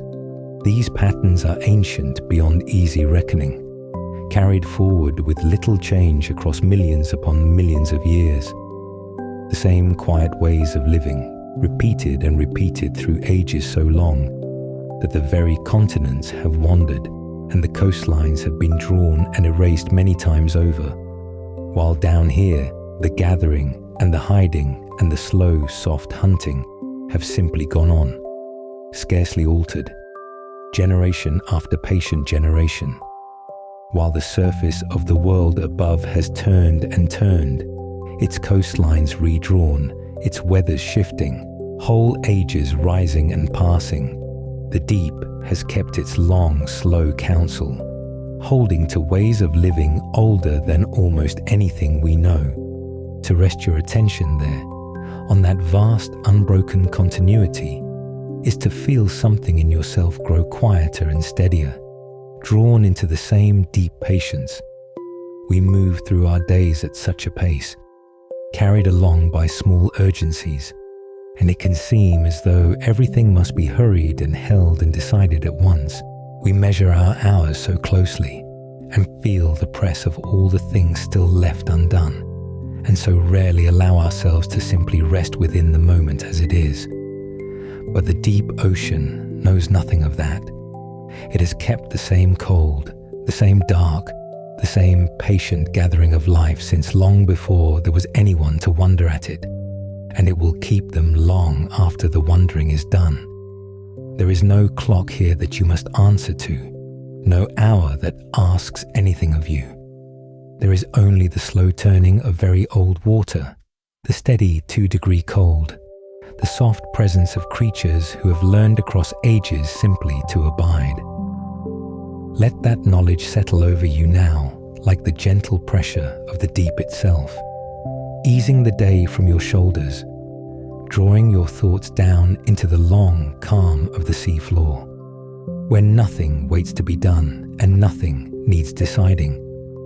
And so, let yourself abide here a little while too, suspended in the great cold quiet of the deep, held by water that has never once been in a hurry, drifting gently among the patient inhabitants of the oldest, stillest rooms in all the world, as the dark closes soft and complete around you, and asks nothing more than that you rest. Somewhere along a rocky ledge in the cold dark you have come to know, in a hollow beneath a boulder where the current barely reaches, the water holds a faint sweetness, the smell of a body settling in for the longest stillness of its life. She has chosen this place with care. For days she searched the sea floor, slipping her soft form through gaps no wider than a coin, testing each crevice with the gentle pressure of her arms, until she found the one that felt right. A den with a single narrow mouth she can guard, a ceiling of stone, a floor of clean rock. She considered others before this one and let them go. A cavern too open at the back, a hollow whose floor was furred with silt, a shelf too shallow to keep the light away. This last she returned to twice, drawing herself fully inside and lying still, as if listening to whether the stone would hold her, before she finally let her body unclench and accept it as home. This is where she will stay. This is where, without hurry and without doubt, she will spend everything she has left. The female giant Pacific octopus does not lay her eggs all at once. Over the course of many patient hours, she produces them in long, delicate strands, each egg no larger than a grain of rice, translucent and pale, strung together like the smallest beads imaginable. She braids these strands and fastens them to the roof and walls of her den, working with a tenderness that seems almost deliberate, until the stone above her is curtained in shimmering ropes of life. There may be 20,000 of them. There may be 50,000. In the largest broods, there are 100,000 eggs, hanging in the dark like a soft and breathing tapestry, each one holding a single flicker of what she has been. Imagine the patience in that. Imagine the slow, careful labor of weaving 50,000 futures onto a ceiling of rock, one strand at a time, in water so cold it slows the very rhythm of a heart. She works through what would be days and nights in the world above, though no day reaches here, gathering each new strand from within herself and lifting it overhead, pressing it home beside the last, until the whole low ceiling has become a hanging field. She has grown and hung entirely by hand, and then imagine that the weaving is only the beginning. From the moment the last strand is fastened, she begins a vigil that will not end. For 6 months, sometimes 7, she will not leave. She will not hunt. She will not eat. The arms that once reached across the reef to pry open clams and unlatch the shells of crabs now fold close around her, and she settles into the mouth of the den as both a mother and a door. Through all the long turning of the seasons above, through storms she will never feel and tides she will never ride, she stays. The world narrows to this single hollow and the soft glittering veil of eggs above her, and to one tireless act repeated without pause. She fans them. Drawing water through the siphon at the side of her body, she pushes a slow, steady current up across the strands, over and over, hour upon hour, washing the eggs in fresh, cold sea. She lifts her arms and lets them drift across the clusters, brushing away the fine silt that would otherwise settle and smother them, keeping the surface of each egg clean and bright. There is no rest in this. The water in a sealed den would grow still and stale within hours, and stillness here means death, and so she becomes the current the eggs would otherwise lack. She is their tide. She is their weather. Through the entire half year of the brood, she breathes for them, beating the water into motion with the same arms 1,000 times over, until the rhythm of her fanning is the only clock the den has ever known. And between the long sweeps of fanning, she cleans them too, drawing each strand softly through the suckered length of an arm, grooming away the threads of algae and the drifting motes that would otherwise take hold, so that the whole hanging veil stays clear and breathing and alive beneath her constant tending hands. Think of what that asks of a body, to move gently and ceaselessly through 6 months of darkness, taking in nothing, giving out everything. There is no human measure that quite fits it, and yet something in us recognizes it all the same. We know what it is to keep a quiet watch over something small and sleeping. We know the particular tiredness of staying awake so that another may rest. We know, even if only in flickers, what it means to pour ourselves so completely into one act of care that the self begins to thin at its edges. She knows it longer and more wholly than we ever could, and she does it without complaint, without audience, in a place no light will ever reach. Now and then, the vigil is broken, not by rest, but by defense. A hungry fish noses too close to the mouth of the den. A crab, drawn by the scent of so much life, begins to climb the rocks toward the eggs, and the mother, who has not eaten in months, who has spent her strength 100,000 times over on the slow work of fanning, finds somewhere within herself a last reserve of fierceness. She surges from the den. She drives the intruder back with a sudden reaching of arms, a pale flare of warning across her skin, and then, the threat gone. She returns at once to her place at the door and to the endless gentle current of her watch. Sometimes she does no more than swell at the mouth of the den and let a darker color roll across her, a silent widening that says only this far and no farther, and the hunter, reading it, turns away into the dark without ever having touched her. She will not chase far. She will not stray. Whatever she has left belongs entirely to the eggs, and she spends it only to protect them, and only for as long as it takes.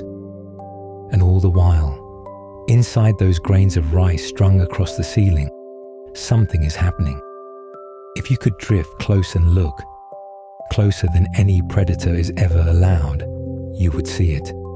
Within each translucent egg, a tiny shape is forming, gathering itself out of almost nothing, until at last there are eyes, dark and round and impossibly small, and the faint shimmer of arms, no longer than an eyelash. The eggs that were once a uniform pale veil begin to glitter with countless watching points of black. Within each shell, a small heart has begun its faint flutter, and a thread of pale movement turns slowly inside the curve of the egg, the whole tiny body folding and unfolding as it readies itself for a world it has never seen. The watching points darken night by night, until the ceiling she wove from nothing seems almost to gaze back down at her. Her children are looking back at her from inside their shells, and her fanning quickens, gentle still, as though she senses how near the end of waiting has come. Then, on some signal carried in the cold, a change in the water, a fullness reached. The hatching begins. It does not come as a single moment, but as a slow unspooling over nights. One by one, and then in soft drifting clouds, the paralarvae slip free of their casings, each no bigger than a grain of rice still, each trailing a tiny set of arms, each carrying a single point of light in its body. They do not creep along the floor as their mother does. They rise. Drawn upward toward the faint far glow of the surface she has not seen in half a year, they lift away from the den in their thousands, a quiet, ascending snow of new life, turning and tumbling as they go. She fans them on their way. With the last of the current she has to give, she helps loosen them from the strands and sends them drifting up and out through the mouth of the den into the wide and open dark where the sheltering reef falls away and the great body of the sea takes them in. Most of them will not last the week. This is the hard, soft truth at the center of her long devotion. That of the 50,000 who rise from her ceiling, the open water will keep only a handful. They drift among the wandering specks of the deep as both hunters and hunted, scattered far apart within their first nights, carried off on currents that will never bring them back to one another. And the ocean, vast and indifferent and beautiful, sorts them gently down to the few who will one day settle to the floor and grow soft arms of their own. She does not know this number. She knows only that she has lifted them every one toward the light, and as the last of them goes, her own long task is finally complete, and her body, having given everything it was for, begins quietly to close. It is not starvation that ends her, though she has not eaten. It is something written into her from the very start, a slow, gentle winding down that the brooding only ushers in. The same softening that comes to all her kind once the eggs are laid and the watch is kept. It is less an ending than a letting go. A body that has finished the one great thing it was made for and now, unhurried, lays itself down. Her skin loosens its grip on color. Her movements slow and slow again. The arms that fanned a half year's worth of tides grow still at last, and she settles deeper into the hollow she chose so carefully. No longer a door now, only a resting shape in the dark. There is no distress in it, there is no fear in it, and no struggle. There is only the quiet of a thing brought fully to its end, a candle that has burned exactly as long as it was meant to, going out in the same cold stillness in which it gave its light. The current she tended for so long moves on past her now without her help, and the den, emptied of its glittering veil, holds only the soft settling shape of the one who kept it. And here, if you let yourself drift with it, is the thought that stays. We are taught to measure a life in years, in seasons counted and gathered, in the long, slow accumulation of one day after another. But hers was never a life measured that way. Hers was a life measured in a single act, vast, total, undivided, an attention so complete that it used up everything she was and asked for nothing back. She will never meet the few of her children who survive. She will never know them, never guard them again, never see the soft arms unfold across some distant reef. And it does not matter, because the keeping was the whole of it. To weave the futures, to become the tide, to fan the cold, clean water over the small and sleeping for as long as breath allowed, and then to let go gently into the dark. That was her one long sentence, spoken once and entire. So rest now, as she rests. Let the slow current of the deep carry the thought of her wherever it drifts, up toward the faint light, or down into the patient cold, and let yourself grow heavy and unhurried in its wake, here at the quiet end of a single perfect act of love. Somewhere in the dark water tonight, an animal folds itself into a crevice of rock, draws its arms close and grows still. The current moves over it the way it has moved over so many before. And if you could trace the thread that runs backward from this single resting creature, you would find it does not end at its mother, or its mother's mother, or any ancestor you could hold in mind. The thread runs back through depths of time so vast that the word ancient hardly reaches them. It runs back to a coiled nautiloid drifting through the warm, shallow seas of a world 500 million years gone, its slender cone of a shell tilting through water that no eye like ours had yet evolved to see. It runs back to the ammonite turning its spiral through a Jurassic ocean, riding currents above reefs that have long since become stone, its chambered home a small architecture of patience. It runs back to the first soft-bodied coleoid, sliding pale and tentative through the shadow of a Triassic reef, beginning the long experiment of giving up the shell entirely. All of them, every one, are kin to the animal at rest in its den tonight. The same long line, the same slow, unbroken inheritance, handed forward through more years than the mind can comfortably hold, arriving at last here. Think for a moment of how that thread was actually carried, not as an idea, but as a living thing, passed from body to body across an almost unimaginable stretch of nights. Each creature in that line was once exactly as alive as the one resting now, each one hungry, each one wary, each one drawing the dark water over itself and folding into some hollow of rock or sand to wait out its own night. None of them knew they were a link in anything. None of them carried the whole story. Each simply lived its single life as fully as it could, and in the living, without ever meaning to, handed the thread one length further along. The nautiloid in its warm Ordovician shallows did not know an octopus would one day come. The ammonite riding its Jurassic current did not know that its own kind would end, and the soft Triassic ancestor, slipping shell-less and uncertain through the reef shadow, could not have dreamed the supple, color-shifting, almost thoughtful creature that its patience would eventually become. They simply lived and let go and lived again in their young, and the thread held. And of all the small decisions buried in that long handing forward, the strangest and most consequential may have been the one the soft ancestor began almost imperceptibly in the dim of those early reefs. For hundreds of millions of years, the shell had been the answer to nearly everything. A fortress of coiled calcium, a buoyant home, a wall against a world full of teeth.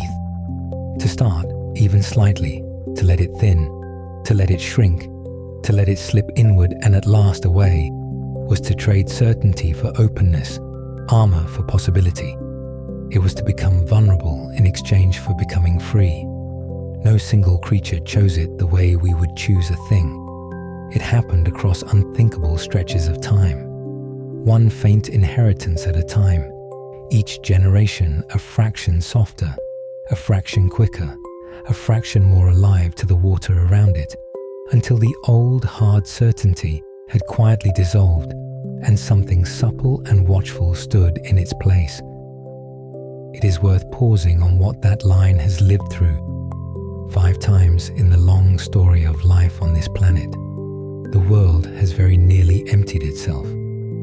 5 great extinctions, each one a closing of the door, when the seas turned strange and the air turned wrong, and the overwhelming majority of living things simply ceased. The trilobites that once crowded the Cambrian floor are gone. The great marine reptiles are gone. The ammonites themselves, after flourishing for hundreds of millions of years, after filling the oceans with their countless coiling shells, finally fell silent at the close of the age of the dinosaurs, vanishing alongside them into the rock. And yet, the cephalopod line, somewhere along one of its quieter branches, slipped through. Not untouched, not unscarred, but through. It bent where it had to bend. It let go of what it had to let go of. When the shell became a burden, one branch surrendered the shell. When weight became a liability, that branch chose softness instead. It is a strange kind of survival, this willingness to abandon the very thing that once defined you. And it is perhaps the truest thing the lineage has to teach. To last across deep time is not to hold rigidly to a single form. It is to keep changing gently, generation upon generation, until you are something your ancestors could never have imagined, and yet still, unmistakably, their own. And notice too, that none of those 5 endings announced itself. No creature alive on any of those distant evenings knew that it was living near the edge of a closing door. The world simply went on being the world, the water rising and falling, the light coming and going, the animals folding themselves away to rest, until slowly, across spans far longer than a single life could measure, everything changed. That the line came through at all was not a matter of strength in the way we usually mean it. The strong-shelled, the armored, the heavily built so often did not come through. It was the yielding branch, the one that gave ground, the one soft enough to bend all the way down and pour itself into whatever small surviving space remained, that carried the thread forward into the next world. There is a quiet lesson folded into that. For anyone lying awake and holding on too tightly to the shape of a single day, you can still see both answers to that ancient question alive in the ocean today, swimming the same waters, separated by hundreds of millions of years of choice.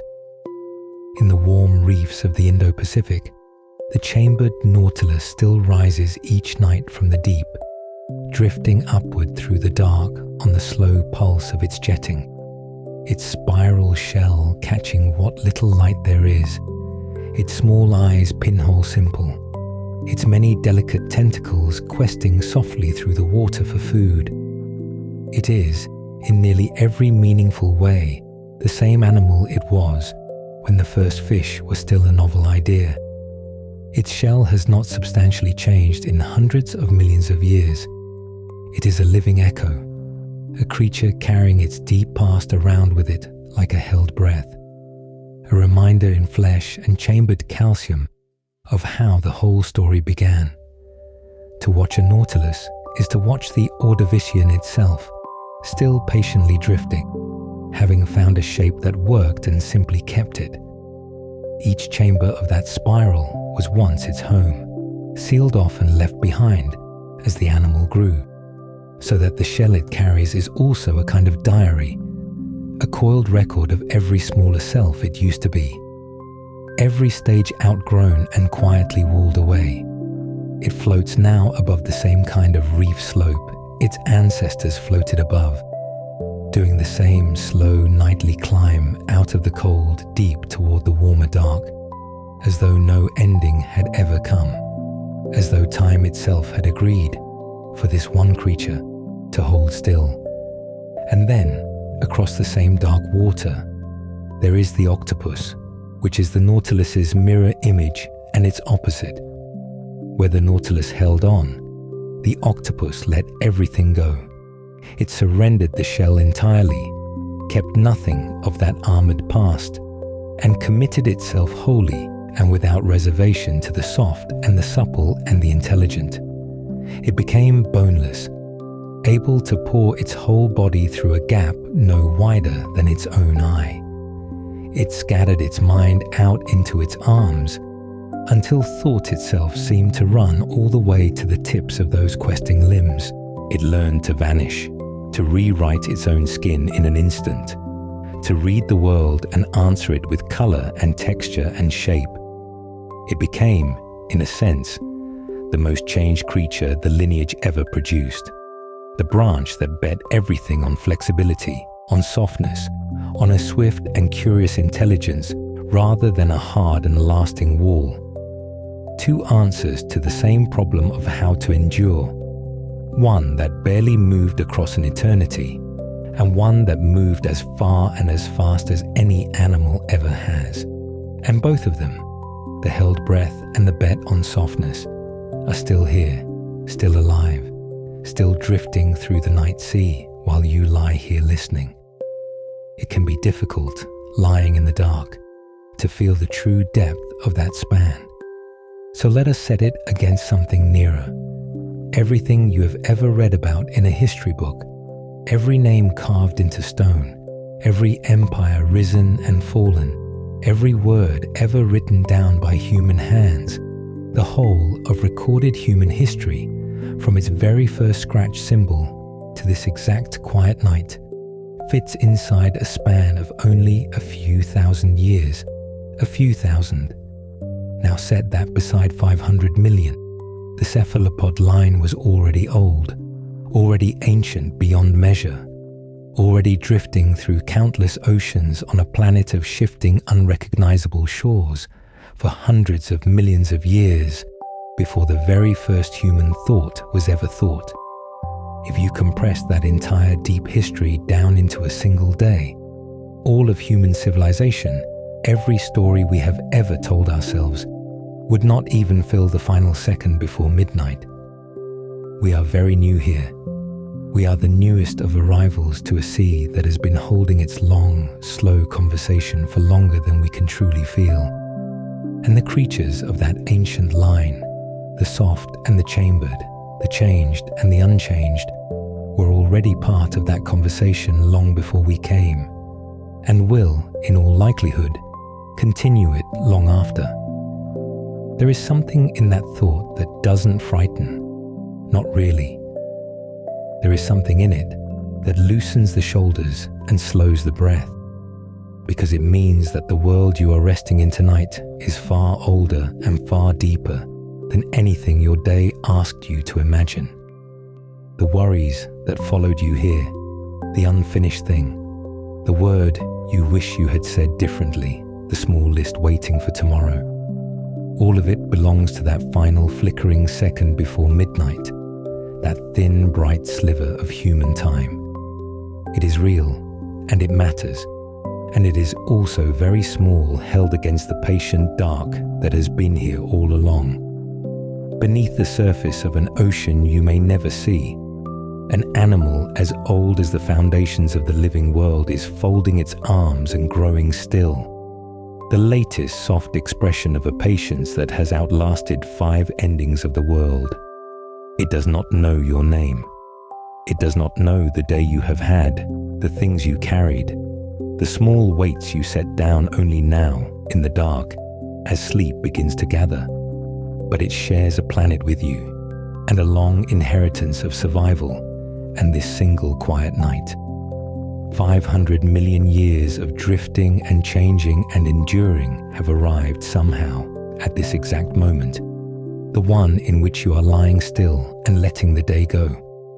You are resting in a world far older than anything you can easily hold in your mind, and that old world is holding you gently, the way the deep water holds everything that has learned, at last, to be still.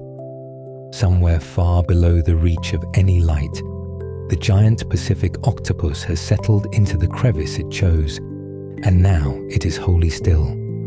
The arms that once unfurled across the rock are folded close, gathered in soft coils against the body, and the color has gone quiet too, settled into a calm and even tone that asks nothing of the world. The sea moves around it slowly, the way it has always moved.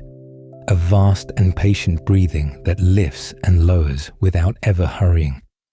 And the creature simply rests within that breathing, held, unbothered, at home in the dark. There is no need now for it to do anything at all. It has eaten, it has watched, it has waited, and now it lets the long water carry the hours for it. And we may let the water carry our hours too. The slow current moves once through the mouth of the crevice and is gone again, and the octopus does not stir, only softens a little further into the stone, the way a sleeper settles deeper into a familiar bed long after the lamp goes out. Above this quiet crevice, the ocean rises in kilometre upon kilometre of dark and cold and gentle weight, more water than the waking mind can easily hold, and yet none of it presses unkindly here. It is a weight made entirely of peace, a great soft heaviness that settles over everything below like a blanket laid down by an unimaginably patient hand. Far overhead, where we cannot see and need not look, the surface stirs and shines and forgets itself, while down here the pressure only steadies, only soothes, only holds. Every layer of that dark water lies quietly upon the layer beneath it, and the whole vast column rests as gently as a single held breath, so that the deep is not a burden at all, but only the safest and stillest of rooms. You are held by it now in the same way, sinking gently into the deep calm of your own resting, with nothing left to reach for and nowhere you must be. Let the breath go slow. Let it find the long rhythm of tidal water, the slow draw inward like a tide gathering itself far out across a quiet shelf, and the slower release as that same water lets go and slides back into the dark. In, like the sea leaning toward the shore. Out, like the sea leaning away. There is no effort in it, only the old and easy motion that the ocean has kept for longer than there have been eyes to watch it. And your breathing belongs to that motion now, folded into it, carried by it, asking nothing more of you than to continue softly on its own. Let each slow breath out carry a little more of the day away with it, until there is nothing left in you that needs holding, only the quiet rise and the quiet fall, matched to the patient turning of the tide.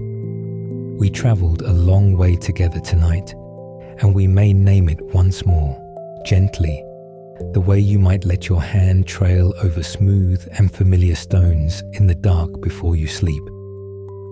We began in the warm, shallow seas of a world unimaginably young, where the first hard shells were learning their shapes, and we drifted forward through the slow coiling of the nautiloids and the patient turning of the ammonites, those quiet spirals that filled the ancient waters for an almost endless span. We watched the great divergence, when some soft and curious creatures set down the burden of the shell entirely and carried their softness openly into the deep, and we followed that softness into the body of the octopus, into its 8 unhurried arms and the strange and gentle mind that spreads itself out among them. We rested in its changing skin, in the colors that bloom and fade across it like weather, and we sank with it into the cold and lightless deep, and we kept the long, still vigil beside the mother in her crevice, faithful to the very last. All of that, the whole of it, 500 million years of patient living, gathered now into this one soft and quiet moment with you, here, almost asleep. You do not need to hold any of it. Let it settle the way silt settles, slowly, without sound, down through the still water until it rests on the dark floor and is at peace. There is nothing more to learn tonight, nothing more to follow. The story has found its quiet ending, and so may you. This has been the Sleepy History Channel, and it has been a gentle gladness to drift through deep time at your side. When you are ready, on some other quiet night, there will be another slow journey waiting, another long and unhurried wander through the soft old wonders of the world, and we will take it gently, just like this, but not now. Now there is only the dark water and the slow tide of your breath, and the great warm weight of the patient sea holding you safe. Rest easy. Let the ocean breathe on without you. Let the darkness hold you, soft and close and kind, and carry you down into sleep. Good night, and sleep